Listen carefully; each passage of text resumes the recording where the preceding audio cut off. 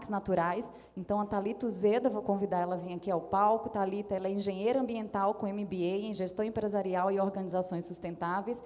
Atua como rede de sustentabilidade no Grupo Cataratas, empresa responsável pela operação turística nos Parques Nacionais de Iguaçu, Tijuca e Fernando de Noronha, além do Aquarrio, Bioparque do Rio e Marco das Três Fronteiras. É também professora de Gestão Ambiental de Parques e Atrações Turísticas na Universidade de Caxias do Sul, diretora do Instituto Conhecer para Conservar e, hoje, atualmente, diretora técnica da ABETA, Associação Brasileira das Empresas de Ecoturismo e Turismo de Aventura. Thalita, obrigada, seja bem-vinda. Vou deixar com você isso aqui.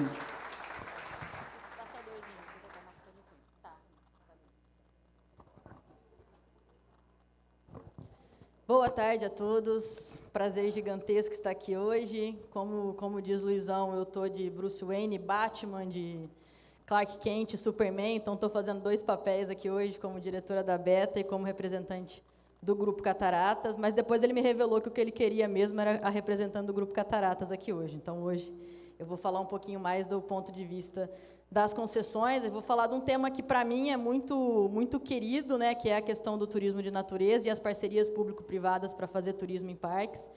E a gente depois vai trazer 2 momentos de diálogo, um primeiro momento mais focado nas parcerias a âmbito federal e depois um outro momento das parcerias a âmbito estadual, vai ficar as luluzinhas e os bolinhas, eu vou chamar o pessoal aqui para compor a mesa, mas primeiro eu vou contar um pouquinho de como está sendo essa nossa experiência do olhar do concessionário, né, do olhar do ente privado para esse modelo de parcerias em parques naturais, através da experiência do Grupo Cataratas, né.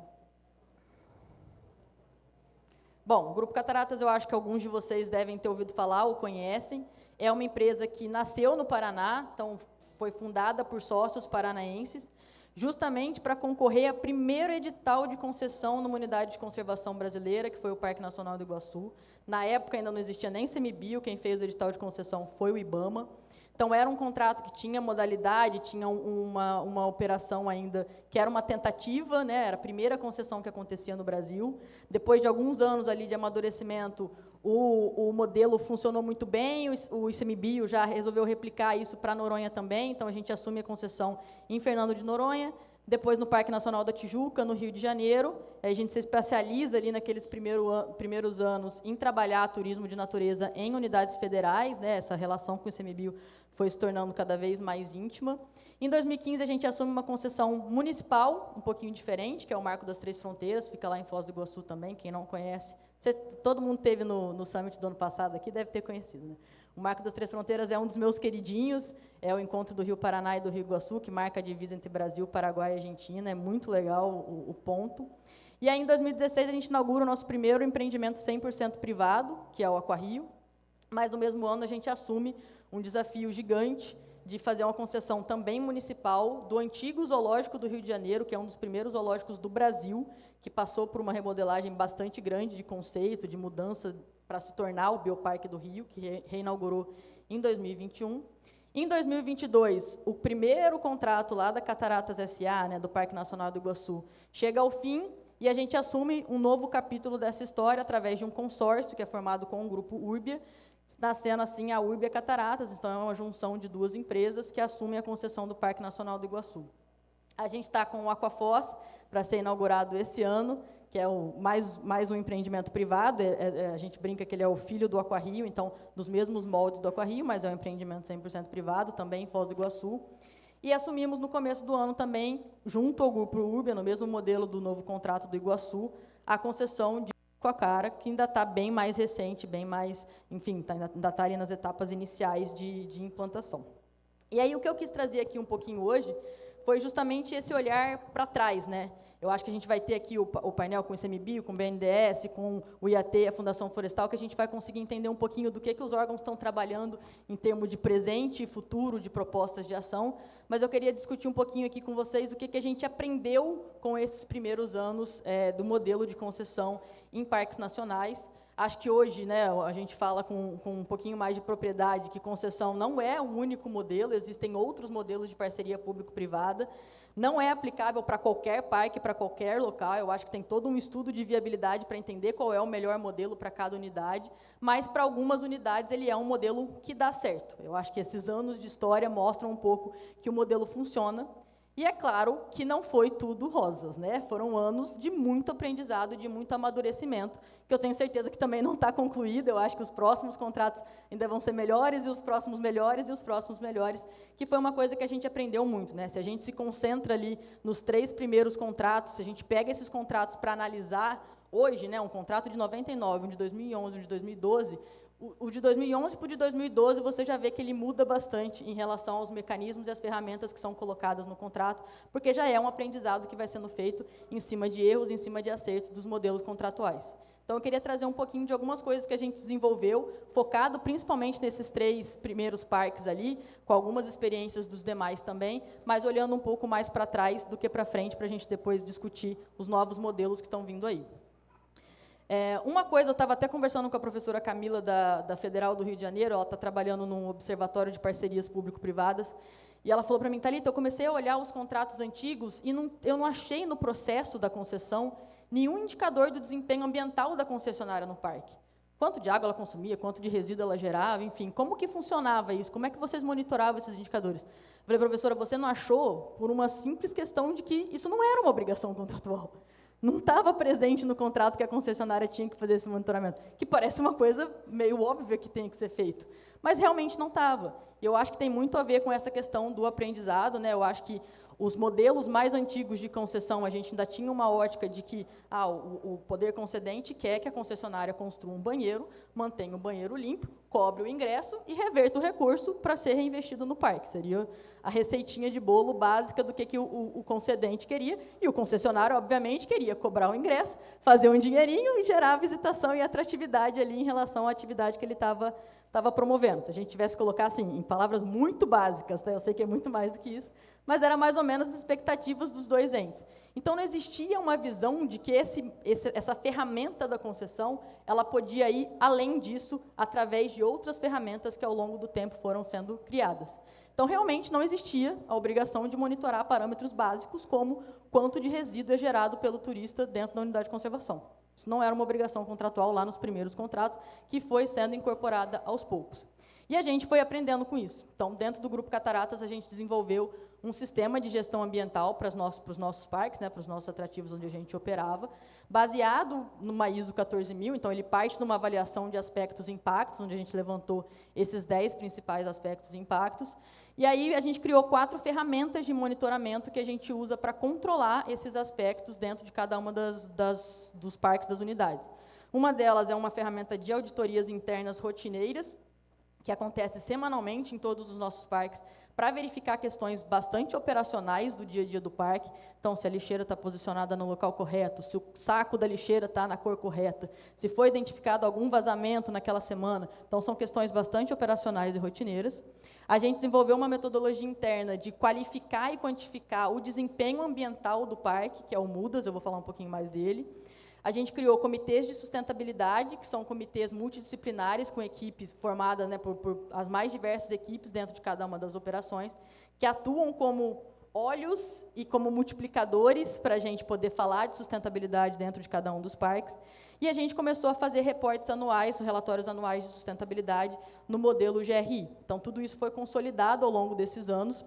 E, a partir do contrato de Noronha, eles começam a ser incorporados como uma ferramenta até da gente prestar contas para o poder concedente. Então, Noronha tinha lá a obrigação contratual, a gente tinha que comunicar para o órgão, todo mês, quantas resmas de papel estavam sendo utilizadas pela concessionária. Era um indicador de desempenho ambiental. Ao longo do tempo, a gente foi entendendo que talvez a gente pudesse trazer um dado um pouco mais qualificado do que simplesmente quantos pacotes de papel sulfite a gente estava usando na impressora. Entende-se qual era a demanda, né, que era entender um pouco da pegada ambiental da atividade, mas a gente poderia reportar isso de uma forma diferente. E foi aí que a gente desenvolveu o MUDAS, que é o Medidor Unificado de Desempenho Ambiental e Social, que é uma ferramenta onde a gente monitora todos esses indicadores quantitativamente, então, quantos metros cúbicos de água foram consumidos, quantos quilowatt-horas de energia, quantas toneladas de resíduos foram gerados, quais os parâmetros dos efluentes, quantos números de acidentes e quantos litros de combustível foram consumidos naquele mês.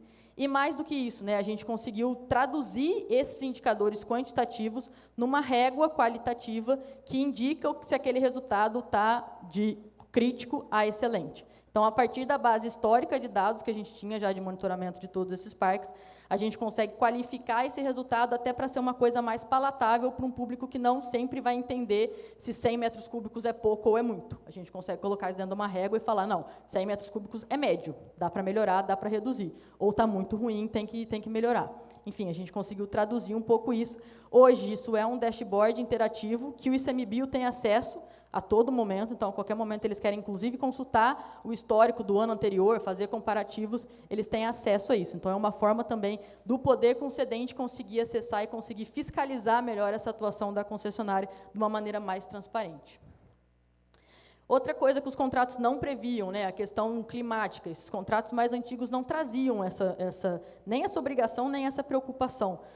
Talvez por não ser uma coisa tão latente, tão na moda naquela época, mas talvez porque não se esperava que a concessionária tivesse que se preocupar com isso ou que isso fosse uma demanda obrigatória. E aí, ao longo dos anos, também com a maturidade das coisas, a gente foi incorporando esse processo dentro do nosso DNA. Hoje, a gente já faz inventário de carbono de todas as nossas operações, a gente neutraliza através da compra de créditos de carbono, a gente é signatário da Declaração de Glasgow, quem ouviu a fala da Jaque aqui de manhã sabe mais ou menos do que se trata.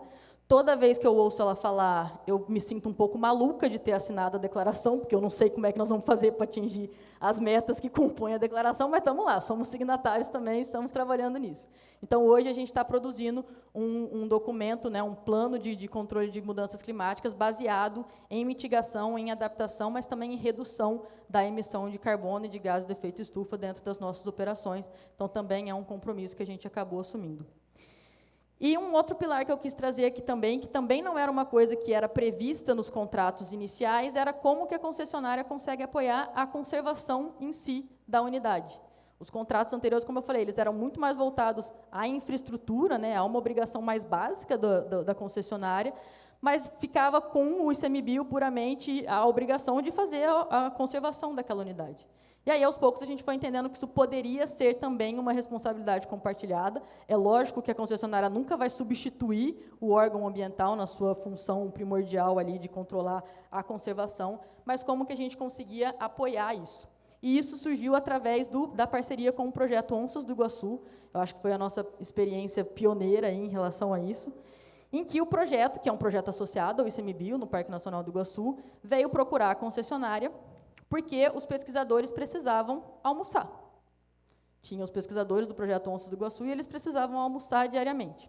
E aí eles foram procurar a concessionária, que operava um restaurante dentro do parque, e entender, cara, será que a concessionária consegue ceder um número de alimentações, de refeições, para os pesquisadores do projeto Onças do Iguaçu? E a gente, óbvio que a gente consegue, não tem muito segredo em relação a isso. E aí implementamos a questão das refeições. Ao longo do tempo, aquilo foi também amadurecendo, também evoluindo para uma visão, e aí vem talvez a coisa que é mais óbvia do mundo, mas que, de certa forma, também rompe um pouco paradigmas, da gente entender que o visitante, quando ele criava na cabeça dele a expectativa de ver a onça pintada, ou de saber que a onça pintada vivia ali, e que tinha o pesquisador do projeto Onças do Iguaçu que colocava a armadilha fotográfica, que monitorava, isso gerava uma visitação melhor. A experiência do visitante era melhor por conta da expectativa e por conta dele saber que existia essa preocupação com a conservação. E daí isso foi desencadeando também, inclusive como uma estratégia de negócio, como que a gente conseguia engajar mais a experiência do visitante a partir de uma ótica de conservação da própria unidade onde a gente estava atuando. Hoje já existem um mecanismo, a gente falou, das receitas acessórias, dos macrotemas, que conseguem reverter recurso direto da concessão para a conservação do parque, mas quando isso ainda não existia, a gente começou a formalizar parcerias com projetos de pesquisa e conservação para tentar reinvestir na conservação de cada um dos parques onde a gente atuava. Eu falei um pouquinho do Onças do Iguaçu, mas eu trouxe outros exemplos aqui. No Parque Nacional da Tijuca, por exemplo, a gente é parceiro do projeto Refauna, que trabalha a reintrodução e enriquecimento de populações de espécies que estão ameaçadas ou que já foram, inclusive, extintas localmente. E a gente ajuda eles, apoia eles através de bolsa de pesquisa, através de logística, através de encher um tanque do carro de combustível do pesquisador que precise ir lá fazer uma atividade de campo.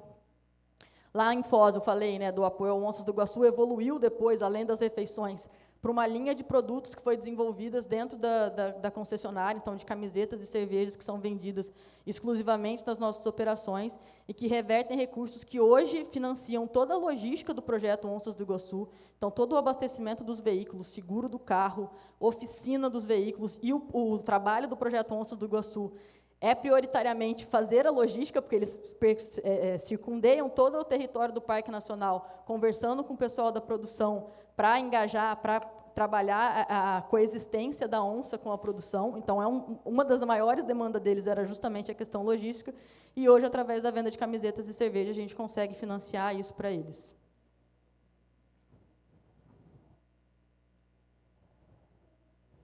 Opa. Em Noronha, também muito na ótica da experiência do visitante. A gente conheceu a Cecília, que foi até comentado que ela venceu o edital do Ministério do Turismo para trabalhar o turismo de observação de aves a âmbito nacional. A Cecília é uma pesquisadora, essa menina sorridente de azul ali, que trabalha em Fernando de Noronha e é responsável, né, pelo projeto Aves de Noronha, que monitora tanto as espécies terrestres, que tem 2 espécies que são endêmicas de Fernando de Noronha, quanto a migração de aves marinhas, que Noronha é também um grande centro de nidificação de aves marinhas para reprodução. E aí a gente começou, a mesma coisa, ela começou a pedir apoio com passagem aérea. Eu preciso de uma passagem para ir de Fortaleza para Noronha. E a gente começou a custear toda a logística do projeto dela para ela conseguir fazer o monitoramento. Qual o interesse da concessionária em fazer esse apoio, né? Por que a gente faz isso, né? Só porque a gente é bonzinho, porque a gente gosta, porque ela é simpática? É importante a gente romper um pouco esse paradigma, né? A gente faz isso também porque é interessante a nível do modelo de negócios. Quando a gente financia a pesquisa dela, a gente cria um programa de capacitação dos nossos monitores, para que os monitores da Eco Noronha também saibam avistar, também saibam indicar as aves que estão ali na trilha para o visitante. Ela faz as saídas de observação de aves com visitantes toda vez que tem equipe na ilha. Então, a gente consegue criar uma parceria ganha-ganha, que é isso, a gente apoia a pesquisa ajuda a conservar as espécies locais e as espécies engrandecem a visita, engrandecem a experiência do nosso visitante. Então, numa ótica bastante interessante de ganha-ganha entre o projeto e a concessionária. Ainda em Noronha, a gente tem também a parceria com o projeto Reef Check, que faz o monitoramento dos corais, né, um protocolo de ciência cidadã que monitora os eventos de branqueamento de corais, mas não só isso, né, toda a saúde do ecossistema ali do Recife, através de ciência cidadã, e aí é a mesma coisa, a gente financia toda a logística dos pesquisadores que vêm de Recife para Noronha 2 vezes por ano, então passagem aérea, a alimentação, até aluguel de bug a gente paga para eles poderem fazer a logística dentro da ilha e conduzirem o trabalho. E aí tem uma outra parceira, também do turismo, que é a Atlantis, que faz toda a parte de mar para que eles possam entregar todo esse serviço. Então, é o turismo unido a parceiros de pesquisa e conservação para garantir a conservação desses ecossistemas que são protegidos pelas unidades de conservação. E aí, por que eu trago um pouco disso, né? Também nessa ótica de que a Jaque falou aqui no começo, que trabalhar a restauração ecológica no Brasil também está associado à nossa agenda climática, a gente sabe todos os motivos do porquê, mas às vezes cai numa responsabilidade de falar assim, então tá bom, então eu sou um parque aquático, eu tenho que contratar um biólogo que vai trabalhar com conservação de tartaruga, porque o meu parque aquático fica perto da praia e eu preciso apoiar a conservação da tartaruga, então eu tenho que ter um biólogo dentro da minha equipe para ele trabalhar isso. É um modelo, poderia ser, mas não é essencialmente isso. Eu acho que a gente pode apoiar quem faz. Então, conhecer as universidades, conhecer os projetos de pesquisa que estão sendo desenvolvidos, conhecer os projetos de conservação que estão sendo desenvolvidos, e, às vezes, com pouco recurso, ou com coisas que são óbvias para a gente, como eu falei, com a alimentação, com uma diária de hotel, com uma passagem de avião, coisas que o turismo, essencialmente, já vende como produto, às vezes é exatamente o que esses caras precisam para conduzir o projeto de pesquisa e conservação deles. Então, a gente, enquanto setor, consegue apoiá-los de uma maneira super retroativa, de ganha-ganha ali, em relação à conservação dos destinos turísticos onde a gente atua também. E aí o desenvolvimento local, que é uma outra aprendizado que a gente teve em relação aos contratos de concessão. A gente tem a concessão do Parque Nacional da Tijuca, que fica, obviamente, dentro do Parque Nacional da Tijuca, especificada por favelas no Rio de Janeiro. E o contrato de concessão, na verdade, a nossa proposta técnica já colocava que a gente ia ter um projeto de responsabilidade social como concessionária, que a gente ia separar as latinhas e ia doar as latinhas para a cooperativa local. E era isso. A responsabilidade social do contrato era essa, era separar a latinha e doar a latinha. E aí, por algum tempo, a gente começou a desenvolver isso, e aí, um dia, o próprio ICMBio falou assim, vem cá, é sério que vocês acham que isso é responsabilidade social, né? Vocês se contentam em fazer isso? E a gente foi evoluindo um pouco esse modelo. Hoje, a gente tem uma espécie de incubadora de projetos de sócio-empreendedorismo, que é a Paineiras Corcovado, né, que é a concessionária financia. Então, a gente tem consultoria contábil e jurídica para apoiar projetos de sócio-empreendedorismo na comunidade, inclusive na criação de um roteiro de turismo de base comunitária, que é financiado pela concessionária dentro desse projeto, desse programa de responsabilidade socioambiental, que é uma obrigação contratual. Então, a gente conseguiu transformar uma obrigação contratual que estava ali, talvez, um pouquinho obsoleta no modelo que ela foi trazida no contrato, a gente conseguiu transformar e atualizar ela um pouquinho mais. Então, o resumo do que eu estou falando aqui é muito assim, o modelo de concessão, a bíblia dele é o processo da concessão. Então, tem o tríduo, né? É o contrato de concessão, o edital e a proposta técnica, que é o que a concessionária apresenta como proposta para ser executado. Esses 3 documentos, eles vão dizer o que vai acontecer nos próximos 20, 30 anos. Então, o momento mais importante da parceria é a redação desses documentos, né? Eu acho que ali nasce tudo isso. E esse aprendizado foi trazendo muito para a gente isso, como fazer esse processo funcionar de uma maneira melhor. E existem extremos. Você ter um contrato que é muito rígido também atrapalha, porque, ao longo dos anos, algumas coisas que estão escritas ali não estão mais tão vigentes, já estão um pouco obsoletas, mas também você ter um contrato que é muito flexível ou muito abrangente, talvez ele não vá conseguir trazer a especificidade ou a demanda necessária daquele território. Então, todo contrato, cada contrato novo é um novo aprendizado de como balancear melhor essa equação para fazer com que a concessão consiga funcionar da melhor maneira possível. E aí, por fim, eu trouxe também a questão da certificação, que também não era uma coisa muito presente nos contratos antigos, os mais modernos já trazem isso, inclusive, como obrigação da concessionária, de ter implementado um SGS, de ter um sistema de gestão auditado e certificado. Nos contratos antigos não era, mas é uma coisa que a gente começou a trabalhar também. Então, hoje a gente tem operações certificadas pelo Sistema B, que é um sistema que trabalha capitalismo consciente, né, empresas de impacto, e a gente tem outras operações também já certificadas pela Green Destinations, que é uma organização internacional que trabalha só com certificação de turismo, né, então está bem mais relacionada ao nosso modelo de negócio. Também foi uma coisa que a gente começou a incorporar com o tempo. Certo? Então, isso foi um pouquinho do que eu quis trazer da nossa experiência aí enquanto concessionária, desse aprendizado do passado, né, como é que isso foi sendo construído ali ao longo dos anos. E aí, agora, eu queria trazer os nossos parceiros para a gente começar um diálogo um pouco mais sobre o presente, futuro, enfim, como é que eles estão trabalhando isso dentro das agências. Primeiro, a gente vai fazer um painel de mulheres, depois um de meninos. Então, vou chamar aqui primeiro a Roberta. A Roberta é formada em Serviço Social pela Universidade de Brasília, é servidora pública do ICMBio há mais de 10 anos, coordena atualmente a coordenação de estruturação de delegações de serviço apoio à visitação. Ela é integrante da equipe de coordenação de uso público e serviços ambientais, desde que ingressou no ICMBio, atuando nas diversas áreas temáticas da visitação em unidade de conservação. Ela já coordenou a coordenação de planejamento e estruturação de visitação e do ecoturismo. Atualmente está coordenando a coordenação de estruturação de delegações de serviços de apoio à visitação, a área do ICMBio que trabalha com a formalização da prestação de serviços de visitação nas unidades de conservação federais. Ela também faz parte da equipe do Programa de Gestão para Resultados do ICMBio, além de servidora pública, é caminhante, campista, mergulhadora e praticante de atividade outdoor em áreas protegidas do Brasil e do mundo. Roberta, obrigada por estar aqui com a gente hoje.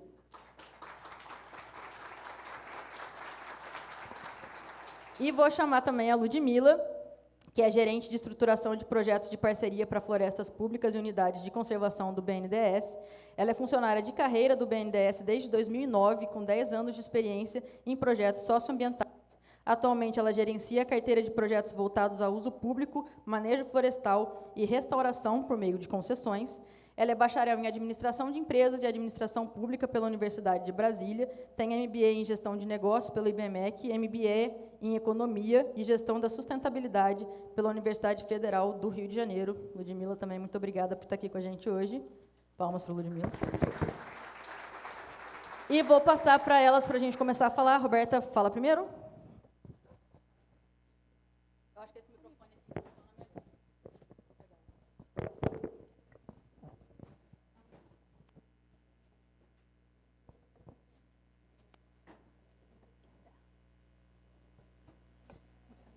Certinho. Boa tarde, pessoal. Acho que, primeiro, assim, queria agradecer, né, a presença de todos, agradecer muito ao ABETA pelo convite, por estar aqui. Eu acho que a Fabi comentou de manhã, eu também estou na estreia aqui, né, no ABETA, estou muito feliz por isso, por representar o ICMBio, a coordenação de uso público, trazer aqui tantos resultados de tanta gente, né, que trabalha na agenda.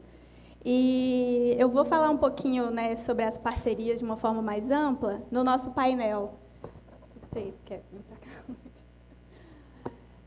Sobre ferramentas de gestão do uso público e gestão, né, das unidades de conservação, e nesse olhar, né, para parques, mas o quanto a gente trabalha essas parcerias nas diversas categorias, né?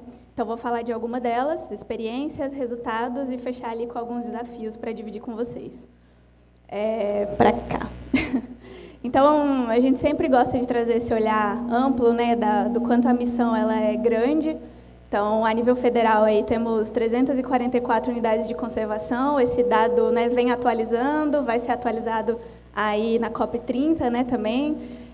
Então, quando a gente olha assim, né, são diversas categorias, né, a território nacional. Então, o desafio é bem grande para, né, para a instituição como um todo.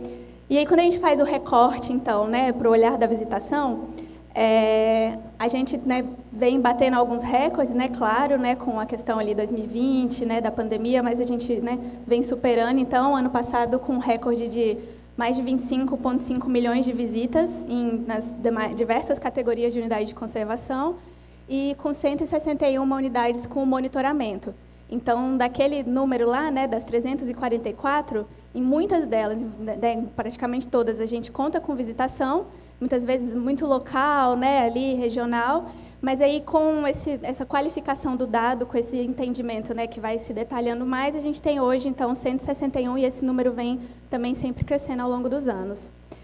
E quando a gente vai falar no olhar parcerias, né, esse olhar nosso aqui, né, olhar dos serviços e tudo mais, a gente faz sempre esse recorte aqui, mostrando os avanços que a gente teve, né, nesse trabalho em conjunto, dos 129 editais desde 2020, então, desses últimos 5 anos, em 51 unidades de conservação. Então, daquele olhar, né, o número das 161 que monitoram, em 51 delas, né, a gente já conta com parcerias formais, e aí são, né, diversas parcerias das várias modalidades que a gente desenvolve no ICMBio, e eu vou entrar no detalhe em 3 delas aqui com vocês. Então, é sempre bom ver, né, tudo o que acontece. Então, esse é só um slide para relembrar assim, né, que a gente tem visitação, né, desde o visitante, né, que busca a unidade, né, por si só, quando ele vai com a prestação do serviço. Então, né, quando a gente tem lá na Floresta Nacional do Tapajós a experiência, né, junto aos comunitários, ou quando a gente tem, né, lá no Macuco Safari, no Parque Nacional do Iguaçu. E esse nosso olhar, assim, né, de trabalhar a visitação com, né, o que se busca, né, junto ao visitante, né, e o que se busca, né, já que estamos falando de uma área protegida, né, um espaço, né, especial ali. E o nosso olhar sempre é para mais visitantes, para uma maior e melhor estruturação, né, desses espaços, desses atrativos, com um olhar também, né, para beneficiar o entorno. Então, o olhar da minimização de impacto. Então, a gente está falando dos vários segmentos do turismo, né, esse olhar em conjunto. E aí o desenvolvimento da visitação para as diversas experiências, né, desde o baixo grau de intervenção, a depender do ambiente, até a gente, né, ir ao alto grau de intervenção, e aí, né, são aqui uma diversidade de públicos para atender. Então, com isso, a gente teve que trabalhar muito o entendimento do que estava sendo desenvolvido. Inclusive, um entendimento que parece estranho, assim, às vezes, né, mas a gente, para dialogar, inclusive, com o mercado, para entender o quanto a gente tinha que olhar para o que era atividade que estava sendo feita e para o que era serviço que estava sendo prestado. Então, a gente trabalhou nos últimos anos também nessa diferenciação, em estabelecer normativas internas sobre atividades e como essa atividade pode acontecer nesse ambiente, dialogando com os outros instrumentos que já existem, então, olhando as ABNTs e aí fazendo, né, um olhar ali para a gestão. Então, quando a gente fala da norma de mergulho ou quando a gente fala da norma de observação de aves, que bebe da fonte, né, do que a gente tem de referência técnica, do que a gente tem de ABNT, e traz para o contexto ali da gestão da unidade. Então, só para trazer para vocês alguns desses marcos, né, desde o decreto, né, com essa possibilidade da gente trabalhar a prestação de serviço, pré-visitação, recreação e turismo. Quando a gente traz para o âmbito do ICMBio, a gente tem uma portaria que, só destacando aqui a parte dela sobre princípios, né, do quanto ela é uma portaria que fala sobre o planejamento e o desenvolvimento da visitação. E aí fala, né, de ofertar experiências de alta qualidade, de inovar e diversificar essas experiências, né, de trazer a inclusão social e o acesso democrático. Então, a gente tem que olhar para isso no desenvolvimento das atividades e dos serviços. E a recente, né, a Lei da Política Nacional de Incentivo à Visitação, que também, né, traz vários desses outros marcos que a gente estava falando, mas esse recorte também aqui dos instrumentos. Então, isso aqui também é bem importante para a gente, nesse olhar como um todo, né? Inclusive para além do nível federal, né? E todos os demais níveis, mas que, né, são instrumentos, então, as concessões, as permissões, as autorizações e as parcerias, né, com órgãos públicos e privados, ratificando aquilo, né, que a gente já vem trabalhando ao longo de todos esses anos. E o programa, né, Natureza com as Pessoas, lançado no Salão do Turismo, do qual, né, já conta com o apoio, né, de diversos parceiros, né, a própria Beta, que estava lá com a gente, com vários princípios e diretrizes com alguns desses que eu citei aqui, e a gente está ali, né, nos eixos transversais também, ali, né, trouxe no final ali os estímulos às parcerias, então, né, ratificando todo esse trabalho. Já entrando, então, nesse olhar, né, para como que a gente trabalha esses instrumentos, a gente sempre gosta de mostrar que precisa fazer um olhar que já vem ao longo dos anos, e aí agora a gente já tem isso, inclusive, documentado no ICMBio, de entender, né, esse olhar para o contexto e entender a elegibilidade da unidade para trabalhar aquela parceria, então, o plano de manejo, o plano de uso público, os instrumentos que ela tem. E daí a gente vai entrando em alguns detalhes, né, do que é ofertado ali, né, ela faz o monitoramento da visitação, qual o nosso público, qual o público daqueles atrativos, então, quais são os serviços que a gente vai trabalhar. Então, a gente está falando de uma unidade com uma demanda muito alta, da qual a gente vai partir para uma concessão de serviços, ou a gente está falando, né, de desenvolver e aí trabalhar com algumas autorizações. Então, a gente tem critérios para ir desenvolvendo isso nas unidades ao longo dos anos. E qualquer uma dessas 3 parcerias que eu citei, que é essas autorização, permissão e concessão, que é as que eu vou trazer informações para vocês, elas passam por todo esse processo, assim, né, de preparar a unidade. Então, a gente trabalha, faz capacitação junto aos gestores, capacitação, né, junto aos conselhos, né, tem os estudos técnicos que dependem de cada instrumento, né, a profundidade deles, e aí geram documentos editalícios que, né, vão à consulta, e a gente tem, né, o olhar da nossa jurídica, do ICMBio, para ir até uma seleção, né, ou um edital de credenciamento para autorização, ou uma licitação, quando a gente fala de concessão. Aí não dá para não citar os parceiros, né, então a gente não faz nada sozinho. Então, né, os diversos parceiros, Ministério do Turismo, BNDES, CEMEA, WWF, né, o próprio TCU, junto com a gente na melhoria desses instrumentos. Então, quando a Thalita fala, né, que a gente tem um acumulado de aprendizado, é um acumulado de aprendizado junto aos parceiros, junto ao Tribunal de Contas, inclusive, né, para aprimorar o que a gente tem ali de cláusulas daqueles contratos. Então, entrando já, né, no instrumento das autorizações, que daqueles 129 editais que eu citei, a parcela enorme deles é relacionada às autorizações. Então, nesse ato, né, de pequeno vulto, do caráter mais precário, que a gente tem ali, né, 2 anos, renovável, 1 ano renovável, depende do contexto da unidade, naquela parceria com o Food Bike, por exemplo, ou que a gente tem muito, né, que são os condutores de visitantes. A gente tem aí mais um pouco mais de 5.000 autorizados, e isso, né, ao longo dos anos vai mudando. E aqui a gente está falando ainda, né, de uma parcela, porque a gente ainda tem bastante unidade para, né, formalizar essas parcerias, né? Então, ops, não está indo. Ah, foi. Em 2019, a partir de um esforço bem importante interno de entender como que a gente estava trabalhando esses atos, nós publicamos essas 5 portarias, né, para esses serviços, então, são para um olhar nacional, assim, ela traz diretrizes para trabalhar todas as unidades de conservação a nível federal. O serviço de condução de visitante, de transporte aquaviário, de comercialização de alimentos, de locação de equipamentos e de transporte terrestre. Então, foi um esforço interno de entender, né, como eu disse para vocês, a gente teve que entender quais normas a gente ia trabalhar por atividade, quais seriam o serviço, e aí a gente veio com essas 5 de serviços. Quando a gente fala de comercialização de alimento e locação de equipamento, foi uma novidade, é bem bacana, porque isso acontece nas unidades e acontecia informalmente, então a gente trouxe isso, né, para a formalidade. E foi um avanço bem importante. Esse gráfico é bem legal assim, para mostrar para vocês que, em 10 anos, a gente teve 31 portarias por unidade de conservação. Portaria é esse ato normativo que a gente ia lá, publicava para cada unidade, né, para fazer ali aquela seleção. A gente foi olhar para todas e ver assim, não, mas espera aí, tudo meio igual, muda um pouco o serviço, então vamos fazer uma coisa nacional e aí indicar o que pode mudar, depender do contexto de cada unidade. Então, por isso, as portarias nacionais.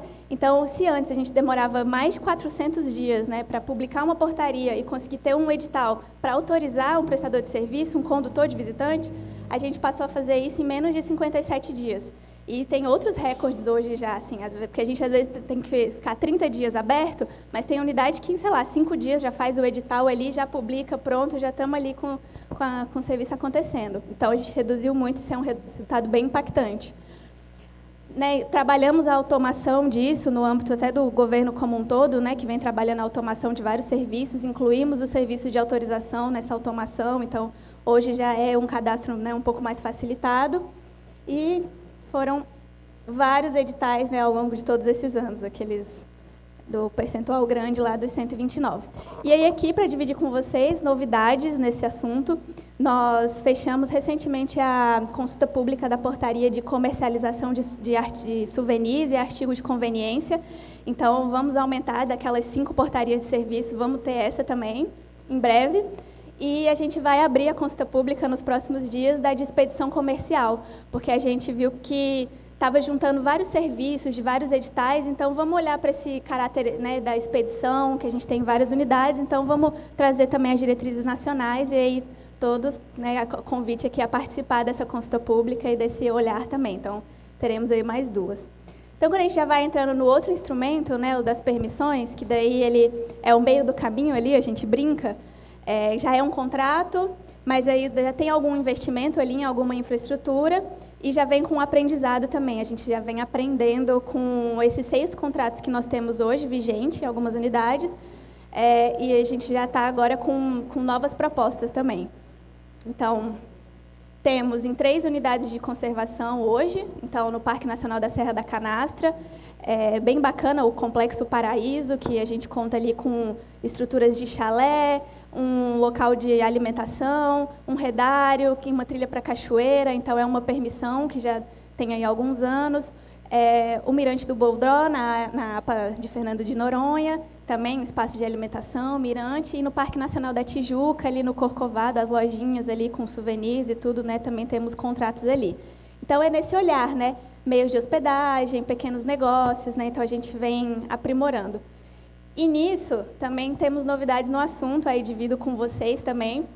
A gente vai abrir o edital. Ano passado a gente trabalhou nessa proposta, fez consulta pública, e aí agora, quem sabe na próxima semana, a gente vai abrir o edital mesmo já para serviços de hospedagem, comercialização de alimentos e artigos de souvenir e conveniência, lá no Parque Nacional de 7 Cidades, no Piauí, que é uma estrutura de um hotel que já funcionou e é super famoso na região, e as pessoas, né, querem que volte a funcionar. Então, a gente, né, fez uma revitalização, uma reforma, e, né, fizemos os estudos, né, e aí agora vamos abrir o edital. Ano passado teve a consulta, como eu comentei, e aí agora vamos abrir o edital para ter esse serviço acontecendo na unidade. E a gente vai abrir consulta pública, que acho que é amanhã ou segunda, sobre na Floresta Nacional de Carajás. Eu vou mostrar as fotos dessas estruturas para vocês, de serviços de pernoite em acampamento e também, né, comercialização de alimentos, itens de souvenir e conveniência. de uma estrutura que ela está pronta, construída, né? Então também esse olhar, né, da manutenção ali dos próximos anos de contrato. E vamos iniciar estudos, iniciamos essa semana, né? Vamos agora, né, trabalhar na documentação também para esse tipo de serviço, assim, vamos entender agora como que a gente vai trabalhar, se, né, serão vários contratos ou não, mas a gente vai fazer também para a Floresta Nacional de Passa Quatro e para a Floresta Nacional de Ipanema, né, nesses mesmos moldes. Então, ano que vem aí, mais 2 unidades com editais também, e na sequência agora a consulta pública, para convidar todos a participarem, enviarem, e até, assim, por mais que não tenha interesse, não tem interesse, né, não olho para o Pará ainda, né, na Floresta Nacional de Carajás, mas quando vocês participam de uma consulta pública dessa, a gente melhora para o sistema. Então, o que a gente for replicar já em Passa Quatro, em Ipanema, a gente já vai melhorar a partir da consulta pública da Floresta Nacional de Carajás. Né, todas as portarias que a gente fez de serviço foi com a participação, né, da sociedade como um todo e de muitas pessoas da ABETA, e é assim que a gente vai melhorando mesmo. Aqui é lá no Parque Nacional de 7 Cidades, a estrutura do hotel, com uma piscina, uma estrutura para conveniência e alimentação. Aqui, lá na Floresta Nacional de Carajás, que é essa infraestrutura para apoio à pernoite, então a gente tem banheiros de cada lado, um redário, né, um mirante, uma área ali também com um atrativo, que esse a gente vai abrir a consulta pública. Aí agora já partindo para a finalização aqui, entrando nos contratos, né, de maior vulto, então, complementar um pouco do que a Thalita trouxe também, né, que daí também vou ter a Ludmila aqui. Quando a gente olha, então, para esses contratos de concessão, que muitas vezes eles são o que estão aí na mídia, né, então é legal quando tem a oportunidade de trazer para vocês as autorizações, as permissões, né, e todos os avanços na agenda como um todo. E essa agenda também vem avançando muito ao longo dos anos. E aí a gente já está falando, né, de unidades com uma demanda mais alta, né, muitos serviços associados, né, então um outro contexto. Hoje contamos com 13 contratos, e desses 13 contratos, né, a partir aí de uma evolução, né, como a Thalita colocou, né, desde o primeiro lá em 98 no Iguaçu, já estamos no segundo ciclo, contratos que já se encerraram, inclusive, 11 deles vigentes, e a gente ainda está falando ali que os 2, Jericoacoara e Chapada dos Guimarães, são os 2 novos, né, que foram os 2 dos 2 últimos anos. Aqui, só para, né, ter essa dimensão mesmo, né, desse olhar a nível nacional, onde está distribuído, né, então, ali no Goiás, né, Chapada dos Veadeiros, então, Jericoacoara, Noronha, aí no Iguaçu, né, que nós temos 3 contratos de concessão, com serviços diferentes, então, esse olhar amplo, e aí a gente, né, está também olhando para outras regiões do país, inclusive, né, entender a região norte como um todo para todas essas parcerias. Aqui, eu trabalho nessa área que lida com a estruturação, né, desses projetos, né, dessas parcerias. E aí a gente tem uma área que trabalha muito em conjunto, foi uma conquista, inclusive, né, de separar essas 2 áreas. Tem uma coordenação que trabalha só com a parte de fiscalização. Então, né, trazendo aqui dados, né, e resultados, né, de todo esse trabalho, né, então, quando a gente fala, né, esses dados aqui são de 2023, a gente vai agora também publicar o relatório anual das concessões com dados referentes a 2024, tá saindo do forno, já a gente publica, mas trazendo, então, essas informações, né, então, quando a gente olha lá para 2023, mais de 1.300 empregos diretos gerados, né, quando a gente olha para esses contratos apenas, né, mais de 5 milhões de visitas, então, daqueles 25,5 milhões, né, o quanto é robusto aqui.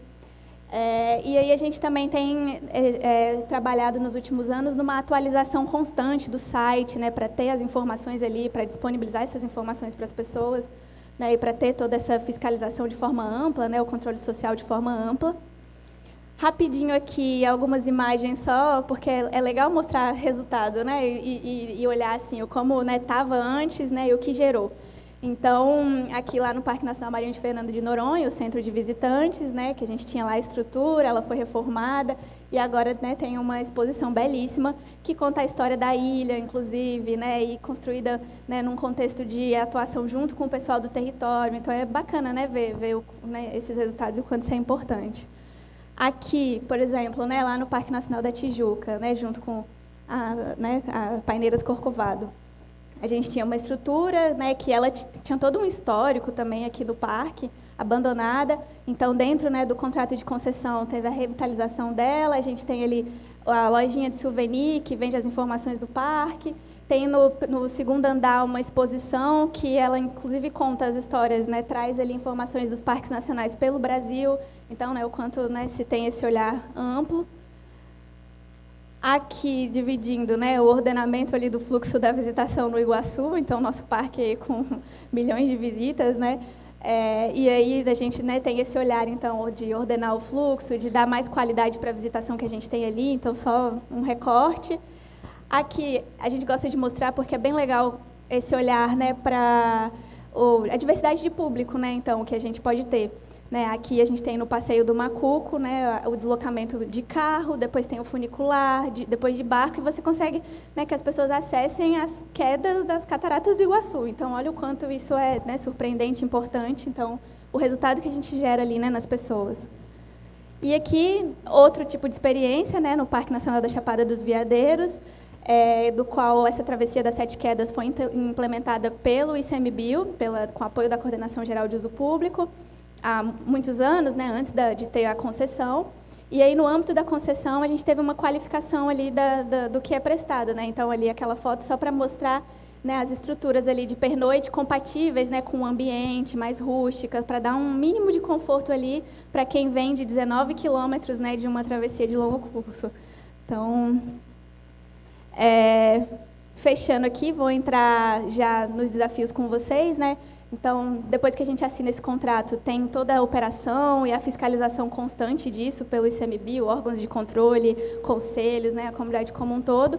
E depois a gente sempre tem ali esse olhar de novo, né, de estar encerrando o contrato, temos então que ver, né, e fazer novos estudos.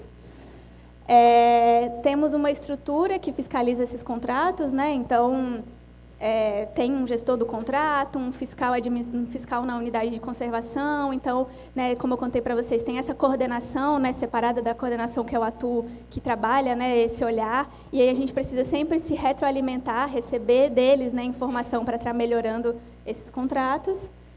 Só também uma fotinha de alguns resultados, então é bacana ver também o verdinho aqui, né, bem predominante, né, de quando a gente tem aí as pesquisas de satisfação, porque no fim o que a gente quer, né, é o visitante feliz, satisfeito, voltando e vindo com mais pessoas. Então, é bem importante isso no âmbito da mensuração de desempenho, né, que a gente também veio melhorando ao longo dos anos dos contratos anteriores.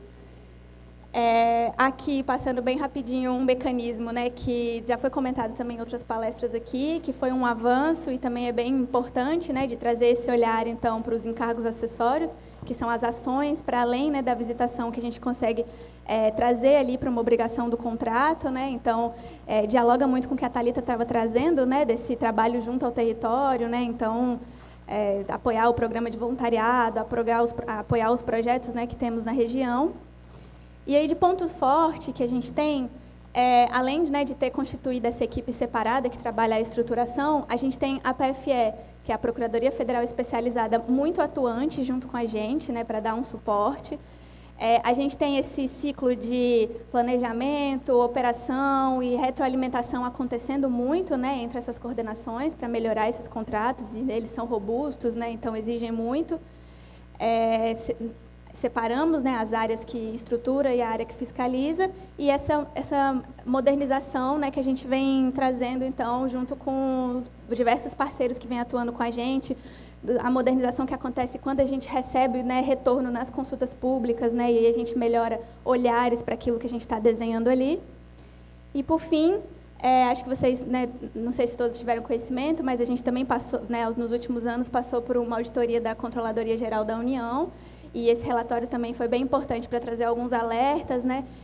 Então, aqui, né, tanto para esse olhar, né, da fiscalização, quanto a gente ainda tem a melhorar, né, ainda tem limitação de recursos orçamentários, né, ainda tem limitação de equipe para lidar, né, com esses contratos, além das críticas do setor também, porque a gente está ali numa parceria, então a gente tem que entender o que está doendo do outro lado, né, entender ele no âmbito daquelas obrigações de cada lado. Então, a morosidade na análise de algumas questões relacionadas à intervenção para obras, né, já que a gente está falando de uma unidade de conservação, é muito mais detalhado, né, tem um olhar muito mais cuidadoso. Muitas vezes as demoras, né, nos pedidos de reequilíbrio econômico-financeiro. Então, são gargalos que a gente tem consciência, né, e que a gente vem trabalhando para melhorar e que é importante dividir, né, porque é isso, assim, a gente tem que melhorar como setor. Então, só agradecer, né, a todos vocês e aqui fica também o contato para demais também esclarecimentos. Obrigada.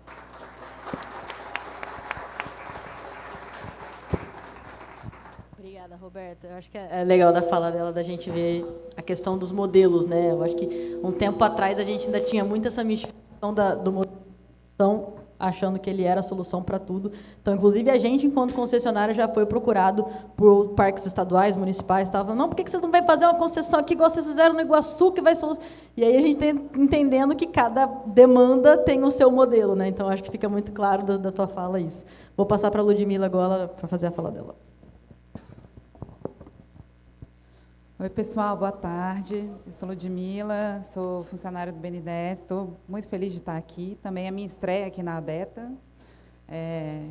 Vou trazer um pouquinho aqui, bem rápido, sobre o papel do BNDES, o que a gente tem feito, e aproveitar a carona aqui na palestra da Roberta também, falar um pouco dos desafios, né, das oportunidades que a gente tem trabalhado aqui para vocês. Acho que primeiro só explicar por que o BNDES está nessa agenda, né, de concessão para uso público, de florestas, de parques.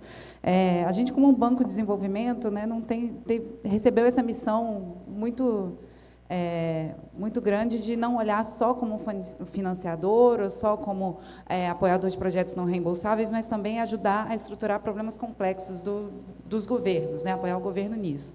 E aí a gente tem um cenário, né, de uma quantidade de florestas, de unidade de conservação muito grande, escassez de recursos orçamentários, pessoas, capacidade, e uma urgência muito grande para a gente ter resultados.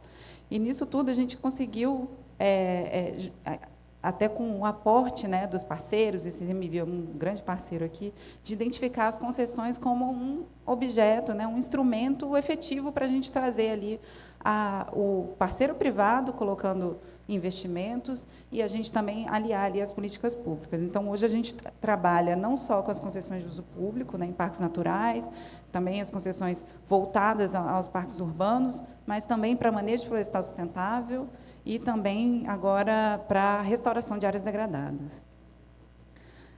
Hoje, esse portfólio todo que eu falei para vocês, né, desses 3 diretrizes de projeto, somam quase 100 projetos, 97 projetos que a gente tem ao todo na carteira, uma abrangência aí territorial relevante.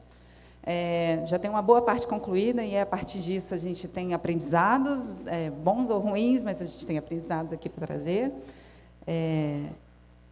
Aqui, só rapidinho, né? Todos os projetos que a gente faz tem um link no banco que chama Hub de Projetos, vocês conseguem ver ali toda a lista dos projetos que o banco está atuando, né? Estaduais, federais, de todos os setores, inclusive, dá para fazer um filtro legal. Aqui eu só estou trazendo os destaques, né, em termos de licitação que estão aí no passado, né, passado recente, e até o ano que vem.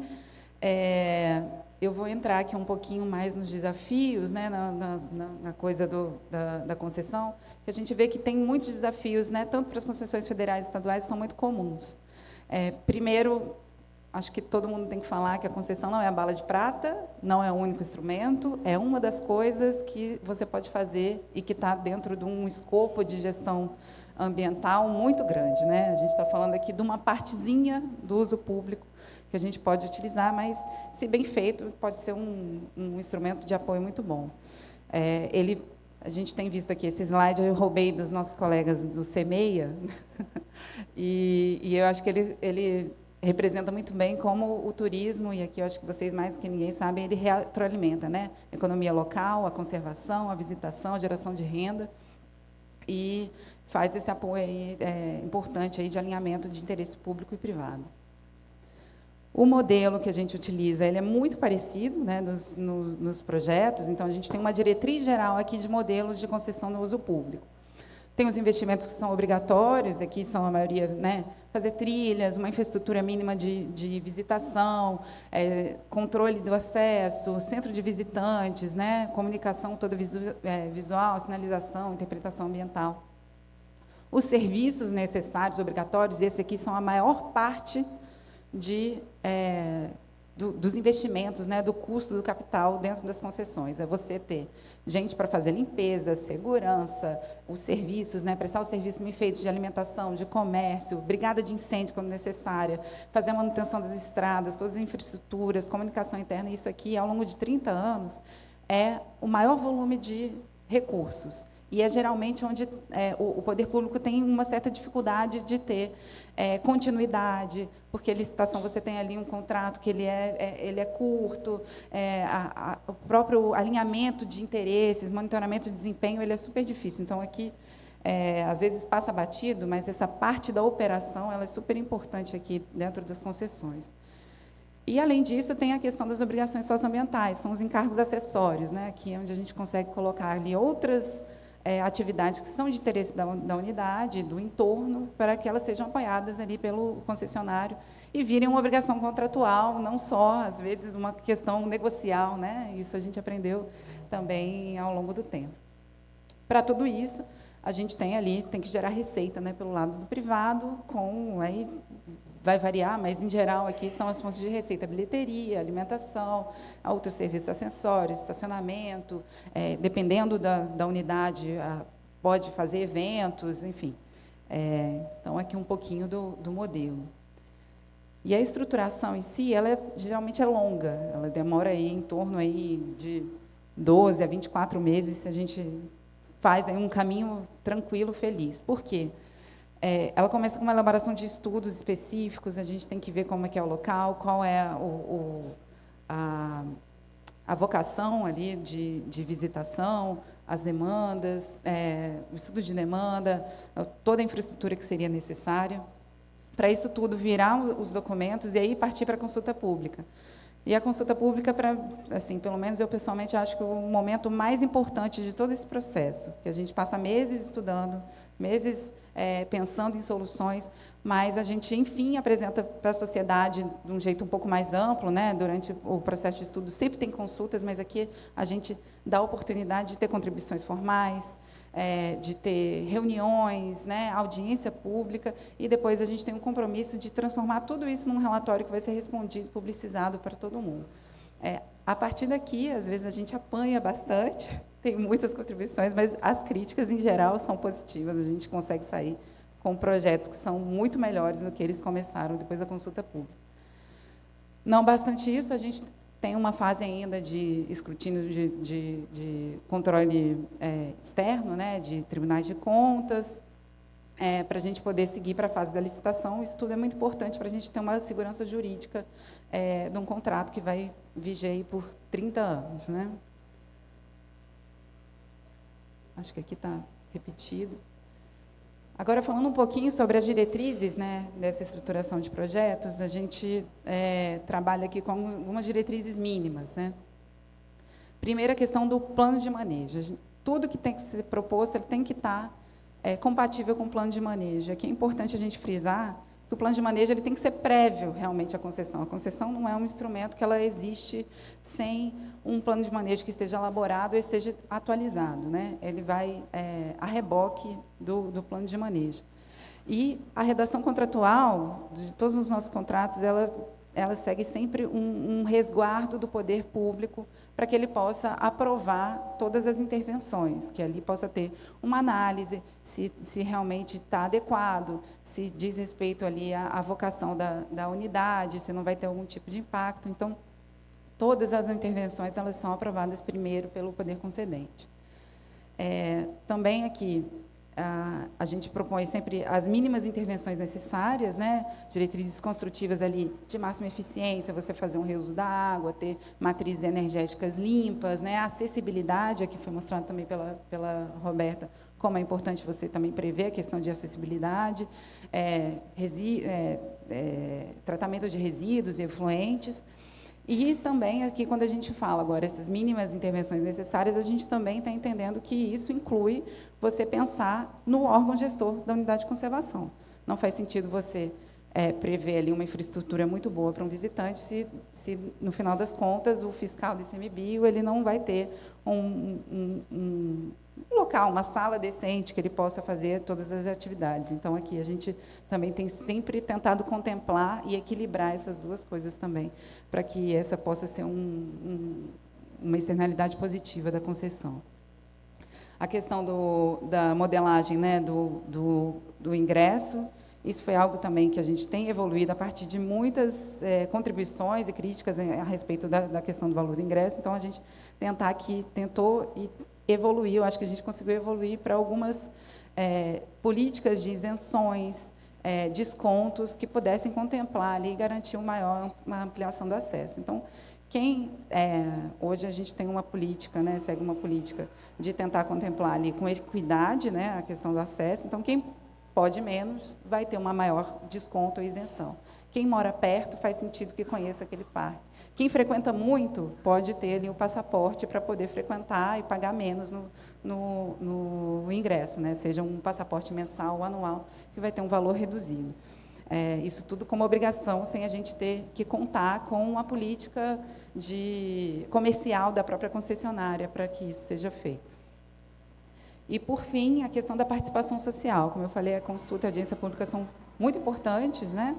A gente tem todo um rito para isso, mas, para além disso, a gente tem aprendido que fazer reuniões, independente de quando é o momento, se já está encerrada a consulta pública, com todos os atores, isso é muito importante. Então, sempre que procurado, a gente tenta atender, né? O CMBio nos ensinou muito bem isso, a gente tentar atender e prestar os esclarecimentos, né, assim que possível. Então, agora a gente fala da parte boa, mas também tem que falar aqui de todos os desafios. E aqui a gente tem alguns desafios estruturais, né? Quando a gente tem uma carteira, como eu falei, muito grande, a partir dali a gente sabe que tem alguns projetos que, às vezes, não lograram o sucesso por vários motivos. Muitas vezes, a gente tem um problema ali sobre a visitação na própria unidade, né? Isso acontece, por exemplo, a gente está com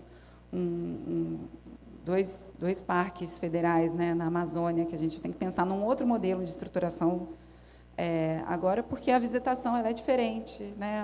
A unidade ela é diferente, não tem um controle de acesso. Então, assim, a questão da visitação consolidada, às vezes, é um impedimento para você pensar na concessão como um instrumento de gestão, aqui, de apoio à gestão. Aqui. Então, e a própria questão de acesso, infraestrutura local, o visitante ele tem que conseguir chegar, né? Às vezes o parque tem um atrativo maravilhoso, mas é muito difícil do visitante chegar e muitas vezes isso está um pouco fora do nosso escopo, né? Tem que ter um aeroporto, tem que ter uma rodovia, tem que ter um meio de comunicação. Então essa é uma dificuldade bem grande ainda, né? A questão de oferta de serviços locais, né? Serviços, aí eu estou falando de saúde, atendimento, um primeiro atendimento se tiver algum tipo de acidente, os próprios outros serviços de hospedagem e alimentação que possam também ajudar a atrair aquele visitante para próxima daquela unidade. A regularidade fundiária também é um grande desafio aqui para a gente. A gente não pode fazer concessão em áreas onde você tem um conflito fundiário ali. Só que esse é um problema brasileiro, né? Um problema do Brasil sobre a regularização fundiária. Isso, às vezes, inviabiliza, né, você fazer uma proposta de uma solução para uma unidade que ela abranja todo aquele espaço. Às vezes, a gente tem que ter um recorte de áreas que estão ali com um conflito, que tem uma discussão, que, de repente, você não consegue ter um processo já avançado que você possa de fato, discutir e pensar num instrumento feito por um terceiro. E, além disso, também, né, às vezes, quando você tem uma falta de regularidade fundiária, você tem também uma operação que não está regular ali, né? Então, acontece de ter alguém que já está operando sem autorização, e isso é um desafio aqui, tanto para os parques estaduais quanto federais, isso acontece. As questões socioambientais, isso acontece com muita frequência também, né? A gente, às vezes, visitar as unidades e apresentar o instrumento da concessão, e você vê que tem várias demandas, outras que são necessárias, seja por comunidades tradicionais ou uma comunidade local, que tem demandas, sejam elas de reconhecimento de território, sejam elas de infraestrutura e tudo mais, que elas estão ali iminentes e elas acabam surgindo nesse âmbito de discussão de outro assunto, né, que é um turismo e tudo mais, que às vezes a gente tem uma certa limitação de conseguir apoio para poder atender. E elas vão aparecer aqui. E, por fim, a questão mercadológica também. Hoje a gente tem poucos operadores de concessão, acho que a questão de fazer uma concessão, né, com investimentos grandes, né, um contrato super complexo com o poder público, a gente tem um mercado muito reduzido. E, enfim, a gente é muito entusiasta de novos entrantes. A gente gostaria muito que a gente tivesse novos entrantes, mas a gente entende as limitações aqui. Sempre que tem algum roadshow, alguma coisa, a gente envia para vários setores, para todo mundo, para poder chamar, porque eu acho que esse é um setor interessante. A gente tem todo um ambiente voltado aí para valorização ambiental. E recursos, aí, né, a gente está falando de COP30, recursos voltados ao meio ambiente, que poderiam aí ajudar a gente a ter novos entrantes aqui e ter mais operadores. E, por fim, a questão da viabilidade econômica financeira do projeto. Às vezes, o instrumento que seria correto, né, pelo volume de investimentos, ali seria da concessão. Mas, quando a gente faz todos os estudos, a conta não fecha. A conta vai ter que fechar de algum jeito, porque...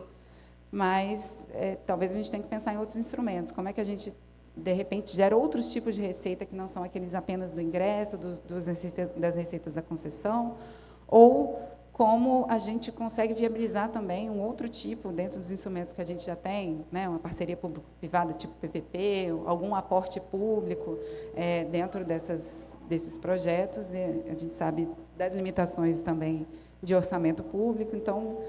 Aconteceu já de a gente ter alguns projetos que eles acabaram não seguindo em frente porque não tinha viabilidade, né? Você precisava de algum tipo de investimento público para que ele amadurecesse e tivesse atratividade aqui.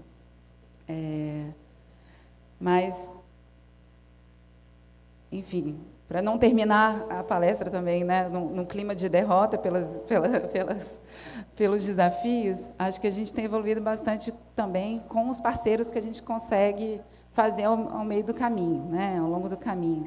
A gente tem um número de projetos relevantes aí, com sucesso, e a gente não conseguiria se a gente não tivesse alguns parceiros aqui junto. Então, dentro do governo federal, a gente tem o pessoal do PPI, do Programa de Parceria de Investimentos, que ajuda muito a colocar como prioridade esses projetos. Então, quando a gente tem um problema de regularização fundiária, de algum assunto que demande ali uma interlocução com outro órgão federal, a gente aciona nossos colegas lá do PPI, ou um órgão estadual, algum tipo de conflito. Isso já aconteceu e tem sido muito proveitoso a gente contar ali com a parceria, tanto do PPI como do próprio apoio, patrocínio do Ministério do Meio Ambiente. Isso é fundamental para a gente destravar esses problemas. Dentro do próprio banco, né, além da questão do financiamento que a gente já tem, dos projetos, a gente também tem utilizado aqui de uma portaria do Ministério da Fazenda com a obrigatoriedade da gente destinar alguns recursos para ajudar a fazer estudos de estruturação de projetos para índices subnacionais. Então, hoje a gente tem um recurso disponível aqui, que os governos estaduais, os municipais, eles podem procurar o banco e esse recurso ele vai financiar esses estudos para poder fazer a estruturação dos projetos. Algo também que ajuda, porque aí o ente ele não tem que arcar com esse custo. O Instituto Semeia, que é um grande parceiro nosso já há algum tempo, né? Então, tem uma cooperação técnica aí para troca de experiências, para essa interlocução, tanto com a sociedade civil, quanto com o setor privado, quanto também com outros entes públicos que, de repente, a gente não tem o contato direto. Então, eles ajudam muito a gente a receber esses feedbacks, esses inputs, para a gente aprimorar. E, mais recentemente, a gente também firmou aqui uma parceria com o Banco Interamericano de Desenvolvimento, o BID, que embarcou com a gente nesse desafio de tentar pensar numa nova proposta para o uso público em unidade de conservação na Amazônia, né? E a gente já sabe que vai ter que ser uma proposta inovadora, que a gente consiga ali um outro tipo de recurso, não pensando só em bilheteria, só em serviço, né? A gente pensando em outras coisas. O que vai sair daí a gente não sabe, mas é muito bom a gente saber que a gente ter tanto um recurso não reembolsável para esses estudos, como também poder contar com eles, já que eles atuam na América Latina toda, e podem trazer também inputs em termos de outros modelos em outros países que estão sendo utilizados, a gente tentar implementar aqui. Bem, eu agradeço, acho que eu consegui terminar aqui no tempo, e, enfim, obrigado, pessoal.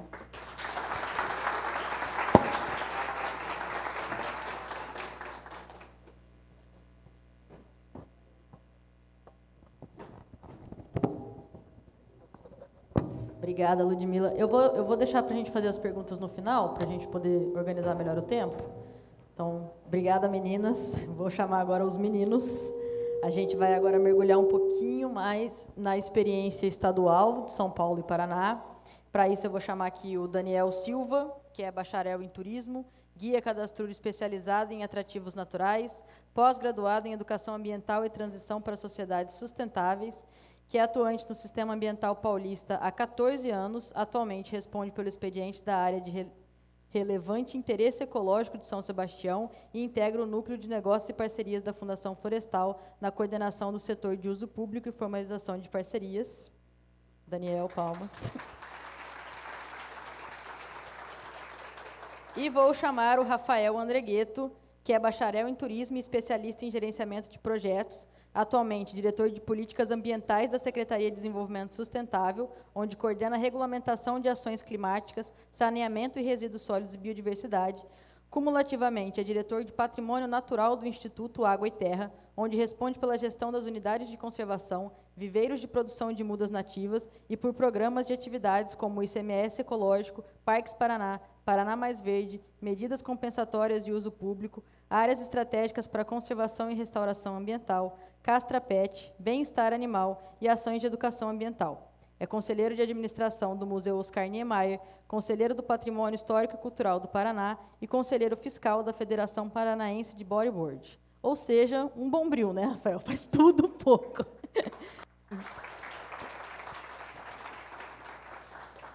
Vou passar aqui a palavra para o Daniel primeiro, depois a gente faz o Rafael.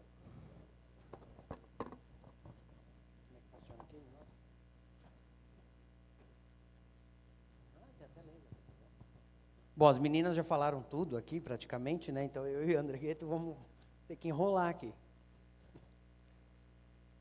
Bom, então, é um prazer estar aqui com todos vocês. Vejo diversos dos meus colegas aqui, gestores, monitores das unidades aqui da região. Tá? Em nome do nosso diretor executivo, Rodrigo Levkovic, que não pode estar aqui por outros compromissos. Agradeço a Beta. Cadê a Poli? Obrigado, Poli, em nome de todos. Tá? Essa oportunidade de estar aqui para mostrar um pouco para vocês também do que a Fundação faz em termos de ferramenta de uso público, especificamente para parceria, que eu acredito que os instrumentos são mais ou menos os mesmos, né? Mas mesmo assim a gente consegue aí uma diversidade de execução. Vou tentar, para não ficar repetitivo, vou tentar colocar aqui o que a Fundação conseguiu avançar em algum desses modelos. Tá bom? Bom, primeiro, a Fundação Florestal é uma autarquia aí da Secretaria de Infraestrutura, Meio Ambiente e Logística, ou Secretaria de Meio Ambiente, Infraestrutura e Logística, porque o meio ambiente sempre vem primeiro, então a CEMIL. Então, a gente faz a gestão de 152 unidades de conservação no estado de São Paulo, tá? Mais em termos de uso público, são mais de 734 atrativos, 348 trilhas, e 19 trilhas de longo curso, aí, com mais de 15 quilômetros. Isso eu estou colocando só nas unidades de conservação, então, que começam e terminam dentro das nossas unidades. Acho que a volta à ilha está aí nessas 19, Gabi. Tá? Então, são 67 unidades de proteção integral, e eu trouxe aqui esse quadrinho que traz os 34 parques estaduais de São Paulo, que é onde geralmente se concentram os roteiros de visitação, as trilhas, vou tomar cuidado para não cair aqui, e outros atrativos, outros roteiros, enfim. Então, são 34 parques. A gente fez esse mapinha bem bacana, vocês podem ver que os parques estão concentrados... não parece, né? Então, eles estão concentrados aqui mais na Serra do Mar. Para o interior, a gente tem menos representatividade, mas ainda assim, parques importantes, como Furnas do Bom Jesus, Parque Estadual Morro do Diabo e assim por diante. E aqui no Vale do Ribeira também, Intervale, Espetar, fora o nosso gigante aí, o Parque Estadual Serra do Mar, com 320 mil hectares. Tá? Então, isso está disponível no site da Fundação, vocês fiquem à vontade para baixar esse material. Nós temos também o site de ingressos, né? Então, onde você pode agendar os seus roteiros, contratar os seus monitores ambientais autônomos que fazem a condução dos visitantes. Isso é importante a gente colocar que aqui no estado de São Paulo, diferente do resto do Brasil, a gente não chama de condutor de visitante, sim de monitor ambiental. Então, vocês virem monitor ambiental escrito por aí, saibam que é um serviço análogo, tá bom? Então, como um bom turismólogo, acredito aí que as atividades de uso público são uma das principais ferramentas de gestão das unidades de conservação, né?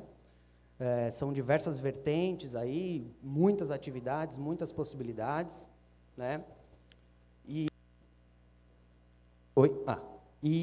Isso acaba oportunizando muita coisa legal para as unidades e também para a sociedade, tá?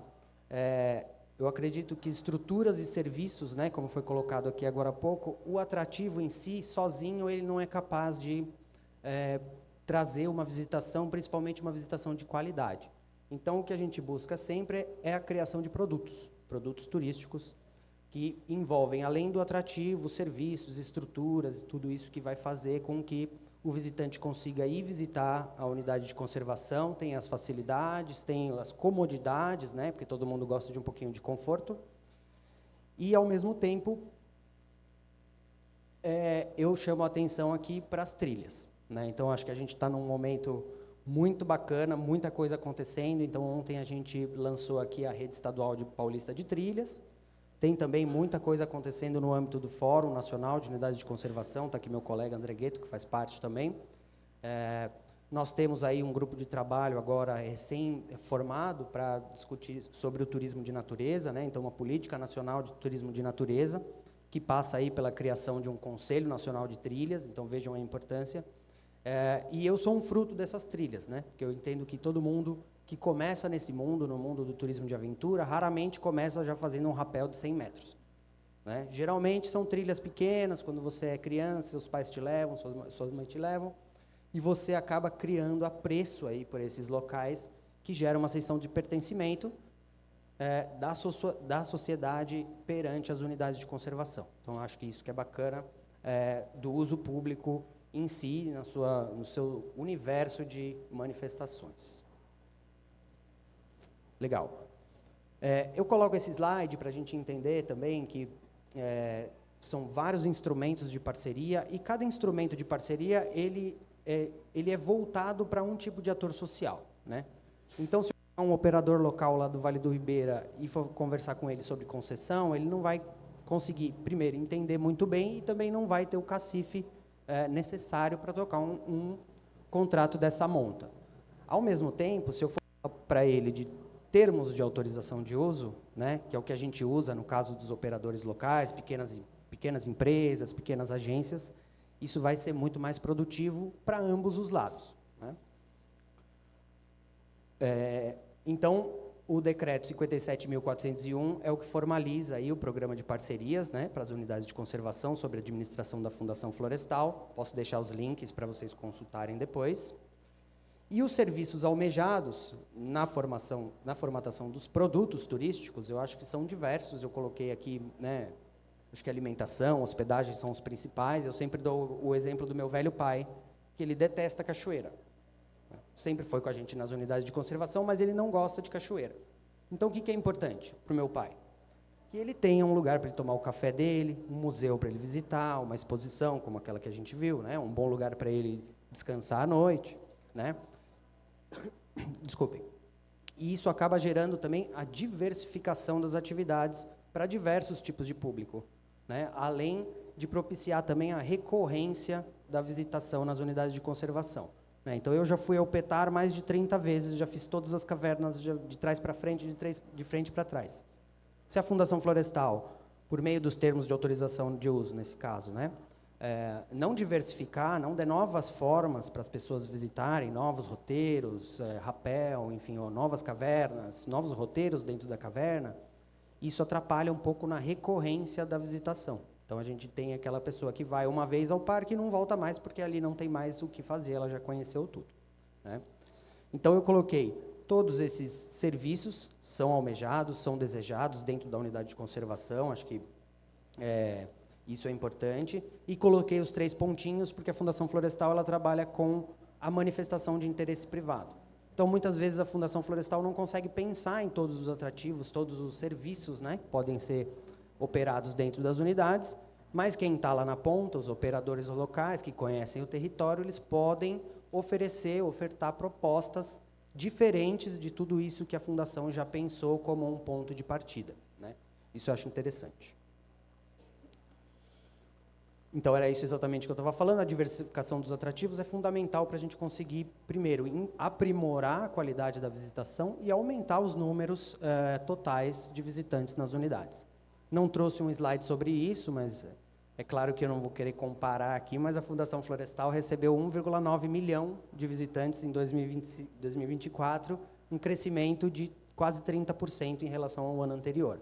Então, também está tendo esse aquecimento. Eu acho que é um movimento em âmbito nacional que a gente vê, né, o aumento da procura pelas áreas verdes. Acho que também a pandemia teve muito a ver com isso. E aqui eu já entro efetivamente nos instrumentos, tá? Eu vou tentar aqui não ficar repetindo o que as meninas já falaram. Os termos de autorização de uso, hoje em dia, eles são o carro-chefe das parcerias para uso público na Fundação Florestal, tá?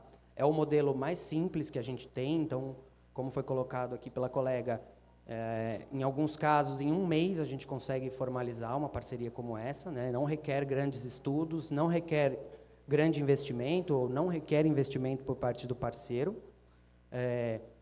Ele é bem flexível, então você pode fazer um termo de autorização de uso por 1 ano, 2 anos, ele é sempre renovável, né? Se tiver tudo dando certo, é discricionário, né? Então, fica mais fácil.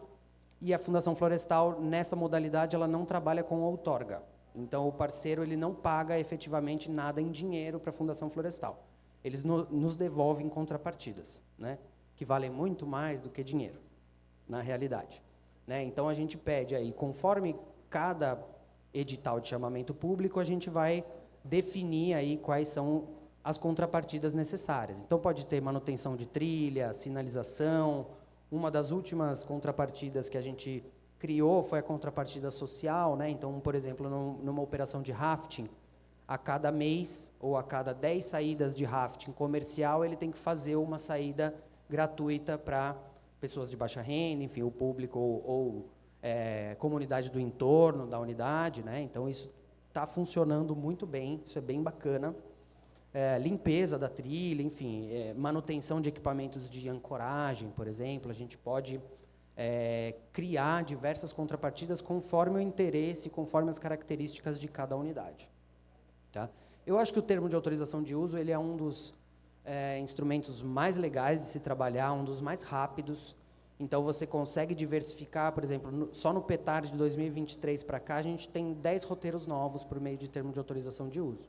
Né? Então, tem espeleoturismo vertical, tem roteiro noturno, tem roteiro para observação dos cogumelos bioluminescentes, né? Tem novos trechos de Boia Cross, então isso acaba que vai aquecendo o território até para uma parceria mais robusta, talvez, no futuro, como uma permissão ou uma concessão. Acho que isso é importante do pool de parcerias, né? De uma coligação entre as parcerias, principalmente termos de autorização de uso e permissões de uso, que elas acabam preparando o território, né? Qualificando a visitação, aumentando a visitação, para que, se for necessário, ou se for de desejo, daqui 10 anos, 20 anos, a gente pode entrar com um processo de concessão, talvez, porque o território já está mais preparado. Tá? E aí, a gente começou a dar uma variada na questão dos termos de autorização de uso. Tá? Deixa eu voltar aqui, que eu não posso deixar de citar os projetos em destaque. 2 aqui para Caraguatatuba. Cadê o Miguel? Publicou ontem, tá bom? O edital de chamamento público para comercialização de roteiros de caiaque aqui na represa do Paraibuna. Tá? E já tem um aberto também, já recebemos propostas, né? Eu que estou devendo de analisar a documentação, prometo que eu vou chegar lá, para o Cascade aí na Cachoeira da Esmeralda, certo? Legal.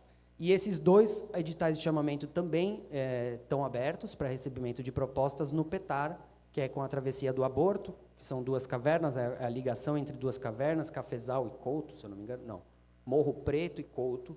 Então, é uma interligação por meio de um conduto. Esse roteiro era fechado à visitação, então a gente está pretendendo abrir ele por meio de termo de autorização de uso com operadores locais. E o Salão Ster, né, que é da Caverna Santana, muito conhecida, a Caverna Santana, uma das mais belas do Brasil, a gente vai conseguir abrir esse roteiro aí também, tá bom? Por termo de autorização de uso, especificamente aqui para atividades de turismo de aventura, tá? A gente coloca rapel, roteiros noturnos, boia cross, stand-up, mas a gente sempre trabalha na perspectiva de receber propostas que não estão no escopo inicial, tá? Então, isso é bem interessante. E a gente começou um processo de variação desses termos de autorização de uso, por exemplo, com alimentos e bebidas, a gente também faz por termo de autorização de uso, tá? Também é baixo investimento. E qual foi o pulo do gato aqui, né? Geralmente, quando tem utilização de edificação em espaço público por mais de 3 meses consecutivos, você precisa fazer um termo de permissão de uso, você não pode fazer isso por termo de autorização de uso.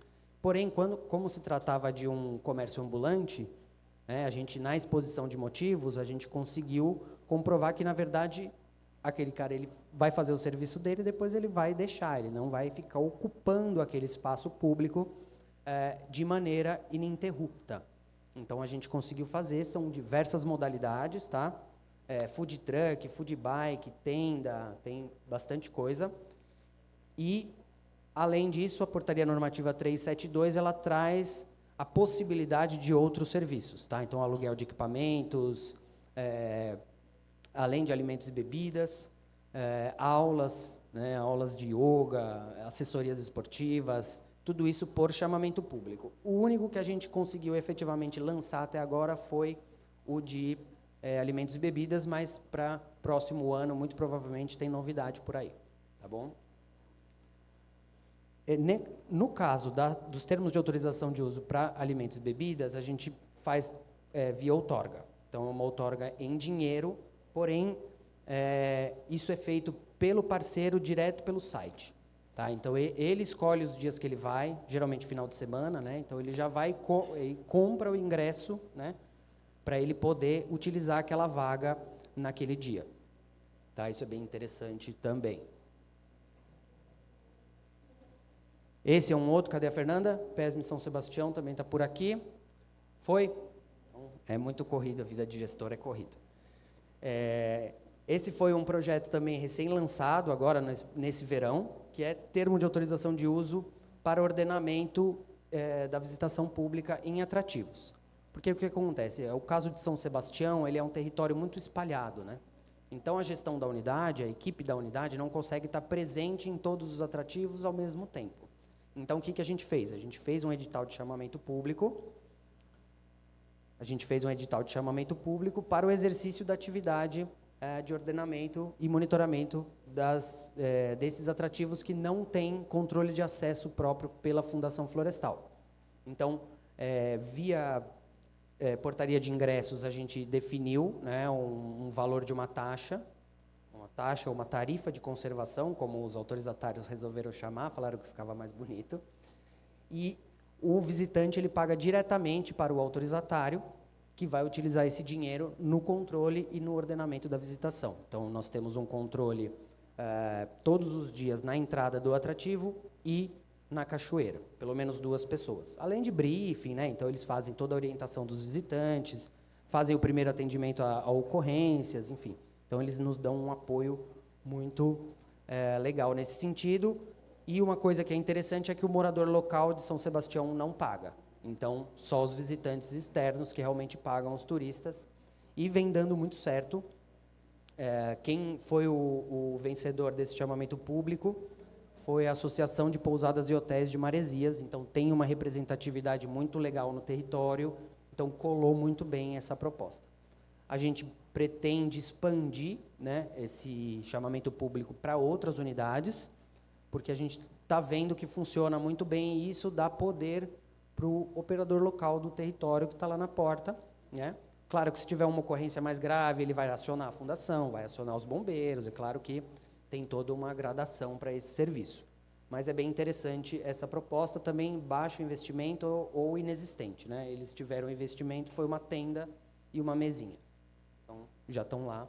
E nesse verão funcionou muito bem, a gente conseguiu coibir caixa de som, churrasqueira, não tivemos nenhuma ocorrência de afogamento, nem nada do tipo, só por essa informação que o visitante recebe quando chega.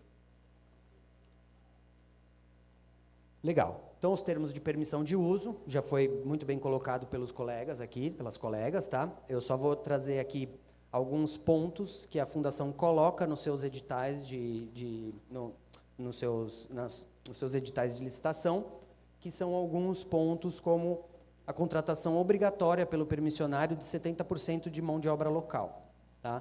Além disso, o permissionário tem que utilizar pelo menos 30% de insumos locais, né? Esse projeto que está em destaque é o da Ilha Anchieta, né, aqui do ladinho. Convido a todos. Priscila, está por aqui ainda? Não também, né? Então, além desses dois, existem eventos obrigatórios, onde o permissionário precisa fazer, né, aniversário do parque, datas comemorativas, fica a cargo dele tocar esses eventos, né? Tem outorga, então tem a outorga fixa e a outorga anual, e a Fundação Florestal, junto com a Procuradoria-Geral do Estado, vê como é bom ter um procurador na diretoria, né? A gente conseguiu passar a conversão de parte ou totalidade da outorga fixa em serviços para a própria unidade. Claro que fora daquelas que estão no escopo do contrato.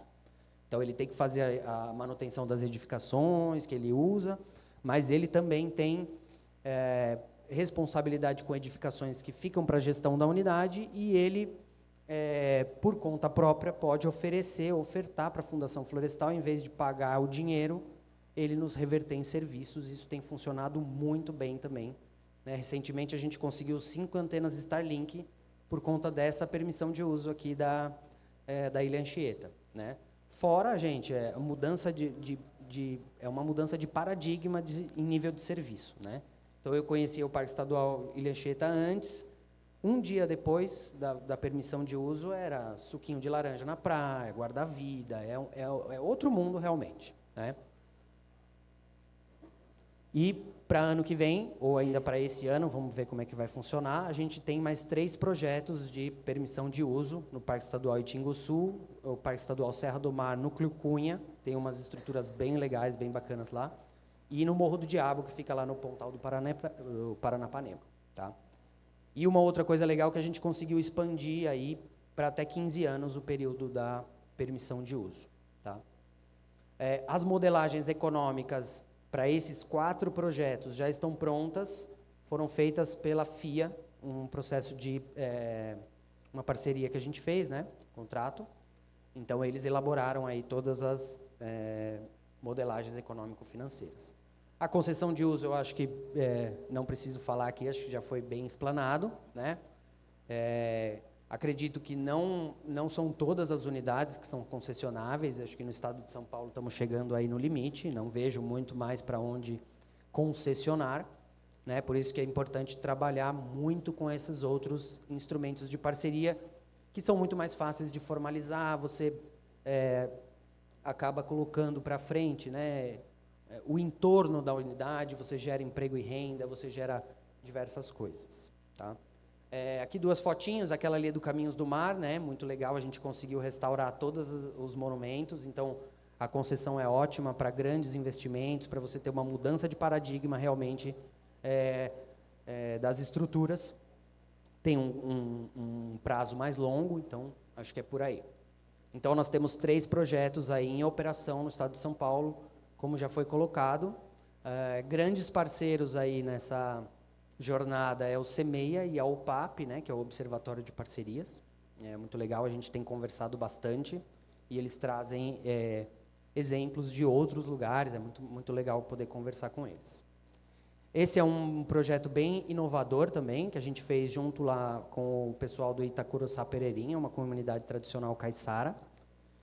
A nossa proposta inicial era uma permissão de uso, mas eles não aceitaram, é outro ritmo, né? Então eles não tinham essa pretensão. Então, a Fundação Florestal fez estudos e a gente acabou fazendo via convênio.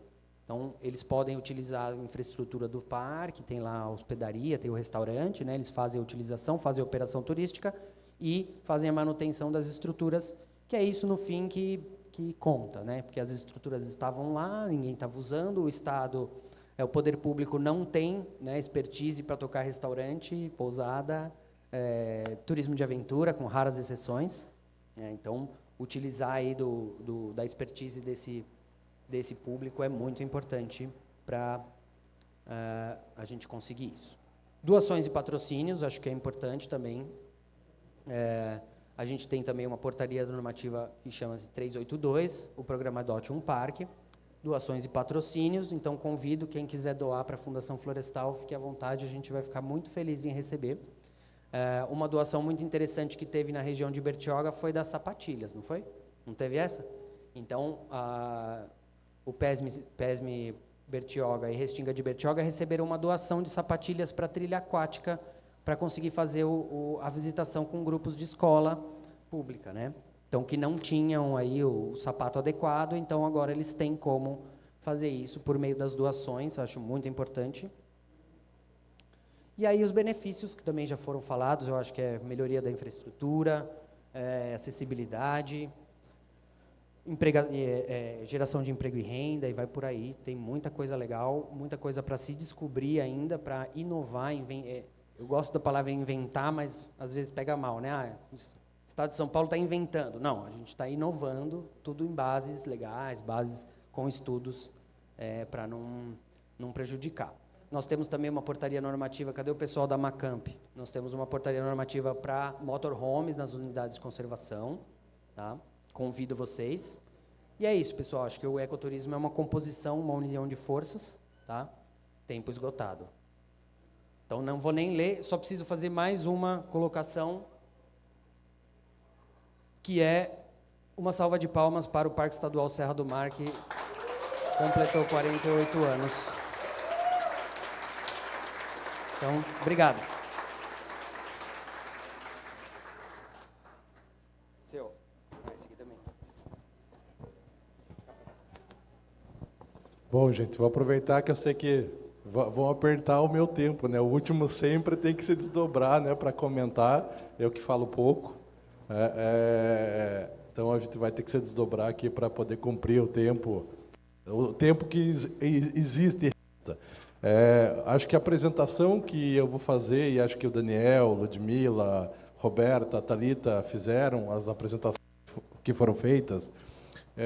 Quem assistiu em Grão-Mogol, um painel parecido, quem assistiu o ano passado em Foz do Iguaçu, na Beta em Foz, um painel parecido, acho que vai poder fazer um comparativo de evoluções dos estados, do governo federal, de alternativas que podem vir nesse processo, né, e os desafios que nós temos para frente. Eu já fiquei aqui coçando, escrevendo, pensando nas duas da equipe que estão ali atrás, a Vitória e a Suzete, mais a Ju aqui na frente, a Juliana, que é assessora. Eu falo assim, porque quando nós começamos a discutir isso, alguns anos atrás, como a Thalita colocou, a primeira concessão do país foi num parque nacional no estado do Paraná. A primeira concessão, provavelmente, de um parque estadual foi no estado do Paraná. Quando a Ludmila falou lá dos 12 a 24 meses, Vila Velha, nós conseguimos, do start, a assinatura do contrato foram 6 meses. Mas, da mesma forma que o Daniel e todos vocês colocaram, a questão da concessão ela é algo que não se faz a torto e direito, com grandes volumes, e nós vemos isso na prática, porque nós temos um parque, que é o Parque Estadual do Guartelá, que muitos devem conhecer, a notoriedade, né, um dos maiores cânions do mundo, tem uma paisagem, e que nós tentamos 2 vezes e deu deserto. Tem uma concessão que deu deserta, e aí vem a ausculta do mercado, pegando aqui a Thalita, o Leandro, né, Catarata, Soul Parques, né, nascidas no Paraná, e tantos outros players e operadores, né, como a Macuco, e as pessoas falam assim, se o parque não tiver no mínimo 100 mil visitantes ano, não tem viabilidade econômica. E aí, como é que eu provo que essa unidade de conservação tem 100 mil visitantes ano? E vem alguns desafios que eu quero comentar na sequência. Bom, nós iniciamos em 2020, a partir da concessão de Vila Velha, com um projeto que não é novo, mas a gente tem se apropriado, né, dessa questão dos Parques Paraná, trabalhando justamente essa estruturação para uso público e visitação. Nós, no Paraná, hoje, temos 74 unidades de conservação, vamos chegar ao final do ano com 80 instituídas. Então, nós estamos num processo aí de mais 6 unidades de conservação, além de ampliações. E dessas 74, nós tiramos 31, né, conseguimos avaliar e trazer para o bojo 31 unidades de conservação para uso público. Isso com base num diagnóstico. Quando a gente fala de metodologia, vendo o ICMBio com aqueles roteiros, protocolos, procedimentos, a gente fala que um dia, né, e aí a Thalita falou bem, o nosso multiuso, né, Daniel? Que nem você falou, eu vou analisar a documentação. Na hora eu pensei, né, quem dera ter lá aquele organograma do ICMBio, um para monitorar, um para conceder, um para... Não, nós fazemos, né, cruzamos, cabeceamos, defendemos, então as nossas equipes acabam fazendo todo o processo. E naquele teu fluxograma, que a assinatura do contrato é o mais fácil, né? O problema depois o monitorar e gerir contratos é o desafio que mais pega hoje dentro de um processo de concessão. Então, nós fizemos esse diagnóstico em 2020 e 2022, tem uma versão aí que não está conclusa, que tinha iniciado em 24, justamente fazendo essa abordagem, essa leitura das unidades de conservação como um todo, que estariam prontas, ou que têm um mínimo de condição para receber, né, uma aplicação para uso público. Isso porque nós estamos falando de unidades de conservação na base fundamental que não tem plano de manejo, muitas vezes. Como que eu vou pensar em autorização precária, permissão de uso, concessão, se eu não tenho um plano de manejo instituído? Então, nós temos esse desafio dentro das unidades. Nós estamos aí, nesses últimos 5 anos, com 16 planos de manejo em andamento, em revisão. Publicamos essa semana mais um, né, homologamos 4 planos de uso público emergencial também homologados. Então, a gente está buscando fundamentar esse processo para a estruturação. Como eu falei rapidamente, né, a Vila Velha, aí, o Leandro está aqui, né, o gerente está, né, tá com um pé aqui, tem 2 pés em São Paulo, né, Aparecida e Capivari, e um lá no Paraná, lá com Vila Velha, mas que tem todo esse processo aí da gestão, da concessão. Estamos numa nova fase agora com a implantação, né, a construção, a recuperação do elevador de Furnas, investimento de aproximadamente 15 milhões de reais, né, que a concessionária vai fazer. Então, aquele antes e depois, nem preciso dizer, né, as fotos que vêm, foi o pontapé inicial. E nós temos, então, desde esse processo, eu vou trazer aqui elementos que são diferentes, até para complementar tudo que foi apresentado.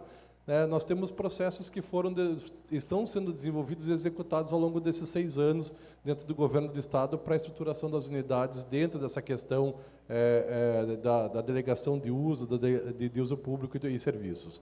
Então, nós fizemos uma parceria com a Fundação Grupo Boticário, né, a Priscila aqui, que é a gestora de vocês da Anchieta, esteve conosco lá, a Roberta fez online, né, Roberta? Você foi lá? Até a Letícia falou, você lembra da Roberta? Eu falei, eu lembro da Kellen lá no Salto Morato. A gente estava num grande grupo trabalhando justamente, então teve esses módulos, saíram documentos, saíram mentorias, né, então saíram vários produtos, e principalmente pautado pelo ICMBio, né, no trazer o ROVUC para esse dia a dia, né, como metodologia para pensar os atrativos como um todo. Dentro do Paraná Aventura, a gente tem uma iniciativa, dentro do Parques Paraná, nós temos uma iniciativa Paraná Aventura, que é justamente com o SEBRAE, para qualificar e trabalhar com essa questão das atividades de turismo de aventura e unidades de conservação. O Ornelas é um cara que está sempre nos apoiando nesse processo. E aqui vem um desafio, né, Daniel, para nós turismólogos. Dentro do SNUC, falamos isso, porque a Política Nacional de Ecoturismo, que está sendo trabalhada, que é Ministério do Meio Ambiente, Turismo e ICMBio, é uma das coisas que fica aqui como desafio para todos nós, turismólogos ou não, gestores de unidades de conservação, que é a questão da semântica, da conceito e terminologia. Não adianta ficarmos falando em turismo de aventura, regenerativo, turismo em áreas naturais, turismo sustentável, se a sociedade não consegue entender um simples conceito de ecoturismo. Então, a gente tem que cuidar, muitas vezes, quando a gente acaba abrindo demais o leque da estratégia, porque para a comunicação disso, e a inovar também é simplificar os processos. Então, é simplificar a comunicação para que as pessoas entendam. Nós, como turismólogos, sabemos que a grande motivação de viagem, muitas vezes, é lazer, negócios, né, a visita à família e religião, nas grandes vertentes. Então, no lazer, ele faz o eco, o gastro, o histórico, cultural, né, ele faz todos os segmentos em um, né, mas a motivação é o lazer. Então, a gente tem que cuidar com essa questão, e aí a gente vem com esse trabalho também dentro das estratégias de processo. Os planos de manejo, né, como eu falei, né, que nós estamos trabalhando nessa fundamentação legal para estruturar, porque como a Roberta falou, se não tiver lá explícito no plano de manejo, se não tiver isso declarado ali, aquela questão de possível autorização para concessão ou permissão de uso, não pode, né, a gente não tem, tem que estar lá, legalmente estabelecido. Os planos de uso público como ferramentas, essa semana foi publicado o Pico Paraná. Tem muita gente, eu vi muitos comentários, né, saiu bastante os apontamentos em relação ao Parque Estadual do Pico Paraná. Temos mais 2 aí que estão em andamento. A Previna, e aí vem também, quando a gente fala de estruturação para uso público, cada vez mais dentro das questões climáticas, os incêndios, né, e aí o que nós vamos fazer quando tiver visitação, escolas lá com educação ambiental, pesquisa científica. Então, nós temos um programa de prevenção a incêndios na natureza. Temos hoje 26 unidades de conservação do Estado do Paraná com protocolos, né, para resgate, brigadas, né, para controle, né, e que tem hoje já mais de 100 brigadistas capacitados ali que estão segurados. E aqui nós temos, né, um grande apoio, aí fica a dica. Não sei se quando você falou do Adote, lá do apoio Adote um Parque, a Roca nos adotou com o Invest Parques lá no Paraná e oferece o seguro aos voluntários, né? Então a gente tem a Roca como parceira nesse processo. Temos hoje mais de 1.500 voluntários cadastrados dentro do voluntariado em unidades de conservação do Estado do Paraná, sempre apoiados pelo COSMO, que é o Corpo de Socorro de Montanha, que tem lá os montanhistas que fazem o monitoramento da área de montanha. Nós temos apoio à manutenção e recepção de visitantes, o CRIA, que é para recuperação e reabilitação de fauna silvestre, muitas vezes adotadas, e também dentro dos viveiros florestais, que estão dentro do bojo lá da Diretoria do Patrimônio Natural. Então, nós temos hoje, né, o voluntariado, e quando nós falamos de uso público, nós não podemos esquecer que o uso público não é só visitação, o uso público é educação ambiental, né, e pesquisa científica. Então, dentro do uso público, eu tenho tenho pesquisa científica e tenho a educação ambiental incorporada nesse processo, como já foi demonstrado pelos nossos colegas. Hoje, atualmente, dentro dessa questão da estruturação dessas 31 unidades, né, nós temos aqui parte, né, tem outros recursos que nós vamos falar. Então, nós temos aí uma destinação total aí nesses 4 anos de R$24 milhões, para compra de mobiliário, eletrodomésticos, instalação de flutuantes, sinalização, cercamento, reformas, né, de infraestrutura. Isso aqui, recursos diretos do Instituto Água e Terra, né, de medidas compensatórias, e além de outros que vêm. Então, na Ilha das Cobras, aqui não está computado os R$10 milhões da Copel e da Sanepar para água e luz. Então, tem outros investimentos que estão sendo feitos, então, aqui para a gente poder ter um panorama dos recursos investidos nesse processo. Além disso, nós temos aí, então, como eu falei, a previsão da concessão lá dentro de Vila Velha, 15 milhões de investimentos. Dentro do TAG, do termo de ajuste judicial da Petrobras, nós temos um recurso de R$306 milhões para a estruturação das unidades de conservação do Estado do Paraná. Desses 306 milhões, nós já temos aprovados hoje 13 milhões para atualização e reparo dos viveiros. Os viveiros no Paraná, nós temos, só para vocês entenderem, nós temos 19 viveiros. Desses 19 viveiros, 12 estão dentro de unidades de conservação. Então, tem toda a parte de educação ambiental, voluntariado, visitação, que podem ser utilizados. Nós temos ali 57 milhões destinados para infraestrutura náutica, né? Então, nessa parte de flutuantes, e aí vai pegar muito essa parceria com São Paulo, porque grande parte desse recurso é ali no Canal do Varadouro, então, que liga aqui, né, toda a parte do Mosaico Lagamar, que são mais de 100 unidades de conservação, São Paulo, Paraná e Governo Federal com o ICMBio, e também lá no Rio Paraná, no corredor ecológico, que liga Mato Grosso do Sul, São Paulo, pegando desde o Rosana, e vem esse processo. torres de observação de fauna e flora, de observação de vida silvestre, 14 unidades de conservação que terão investimentos agora, né, já estamos na fase dos orçamentos para poder fazer licitação. Já temos finalizado esse termo de apoio ao Invest Parks da ENGIE. A ENGIE disponibilizou 4,3 milhões de reais. Nós estamos aí, compramos 20 quadriciclos, 2 embarcações, ponto 1 para fazer educação ambiental, e também aí todos os projetos executivos do Parque Estadual Salto São Francisco da Esperança, né, ali na região central do estado. Estamos ampliando os terceirizados dentro dos parques, dobrando de 205 para 440 agora terceirizados, que vão nos apoiar dentro dessa nova contratação. Vamos finalizar ali com a parte de contratação. E, como a Poli já lá me apertou, falei, né, dos tempos, eu queria só, para não matar, e aqui, Motorhome, Camp foram falados, mas eu queria passar muito rapidamente uma questão, né, que eu acho que é importante aí aqui só o mapa, né, dos nossos contratos, termos, enfim, né, termos de cooperação, mas eu queria usar essa tabela aqui e trazer alguns pontos aqui que são importantes para vocês bem rapidamente. Primeiro,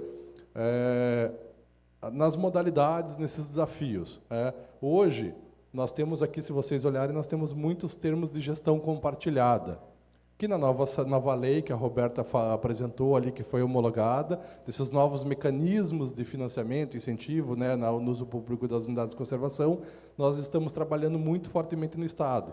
Mas por que o Estado do Paraná tem esse tipo de instrumento? Porque gestão compartilhada, plano de manejo elaborado, infraestrutura adequada e unidade de conservação conservada, estruturada, é mais ICMS ecológico para os municípios.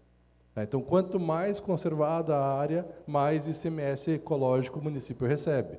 Então, isso é muito claro, o porquê eles têm procurado esse processo. Né, também, uma das questões que foi trazida, a questão da regularização fundiária, que dentro do Fórum do SNUC, às vezes, desculpe aí, Thalita, Leandro, mas por que eu vou tirar o proprietário, né, a pessoa que mora, reside dentro da unidade de conservação e apoia e protege, né, muitas vezes regularizo e concedo para terceiros. Então, a gente tem ali do lado, estou brincando, mas do lado tem o buraco do padre, que é o termo de compromisso do ICMBio, inclusive, né, de um proprietário que não foi desapropriado dentro do Parque Nacional dos Campos Gerais, e hoje tem um investimento, né, ali, né, ajudou e se somou ao Parque Estadual de Vila Velha, nessa estruturação de um atrativo turístico. Então, quer dizer, por que desapropriar, né, então, tirar alguém que já está ali, protege a unidade para conceder a terceiros em outros momentos, dependendo da condição.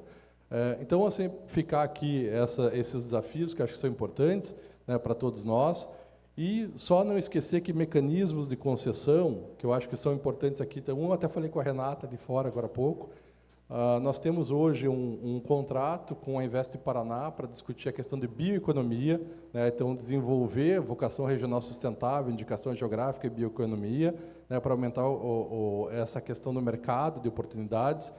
Duas questões que ficam como desafio para a gestão das unidades de conservação sem a necessidade de concessão de atrativos, que são os créditos de carbono e créditos de biodiversidade. Nós temos esse instrumento hoje em andamento. E aqui fica, né, principalmente para o público presente. O Ornelas já cansou de conversar comigo e falar, tá, mas ele é um agente de receptivo local. Então, muitas vezes a gente está falando autorização precária, a permissão de uso, a concessão, e sempre olhando para os grandes players, né? E muitas vezes ele já foi um que me procurou, na concessão de Guartelá, um dono de pousada lá em Tibagi nos procurou, mas eles sequer têm capacitação, muitas vezes, para participar desses processos. Então, nós precisamos, enquanto poder público, né, buscar capacitar esses empreendedores locais para que eles possam ter acesso a esses editais que nós publicamos. Eles não conseguem. E muitos dos desafios também é do outro lado. Eu fiquei surpreso com a BNDES apresentando ali o tanto de possibilidades de concessões de parques municipais, porque eu recebo toda semana prefeito querendo entender como é que monta esse processo, porque eles não têm a menor ideia. E mesmo nós, né, dentro do governo, temos dificuldades. Por isso que eu fico feliz quando eu tenho um colega ali que tem diretor que é procurador de Estado, né? Tudo anda muito mais fácil, que cada PGE é uma PGE. Então, assim, cada estado é um estado. Então, só queria deixar esse recado aqui dos desafios que são importantes dentro de tudo que foi falado, complementar dentro de tudo que foi apresentado, né, e ficamos à disposição aí, agradeço, né, e esperamos que a gente possa aí no quarto, quinto, né, vir com mais novidades e que realmente não só São Paulo e Paraná despontem, né, dentro desse processo, com o governo federal, mas outros estados também consigam avançar muito fortemente. Obrigado.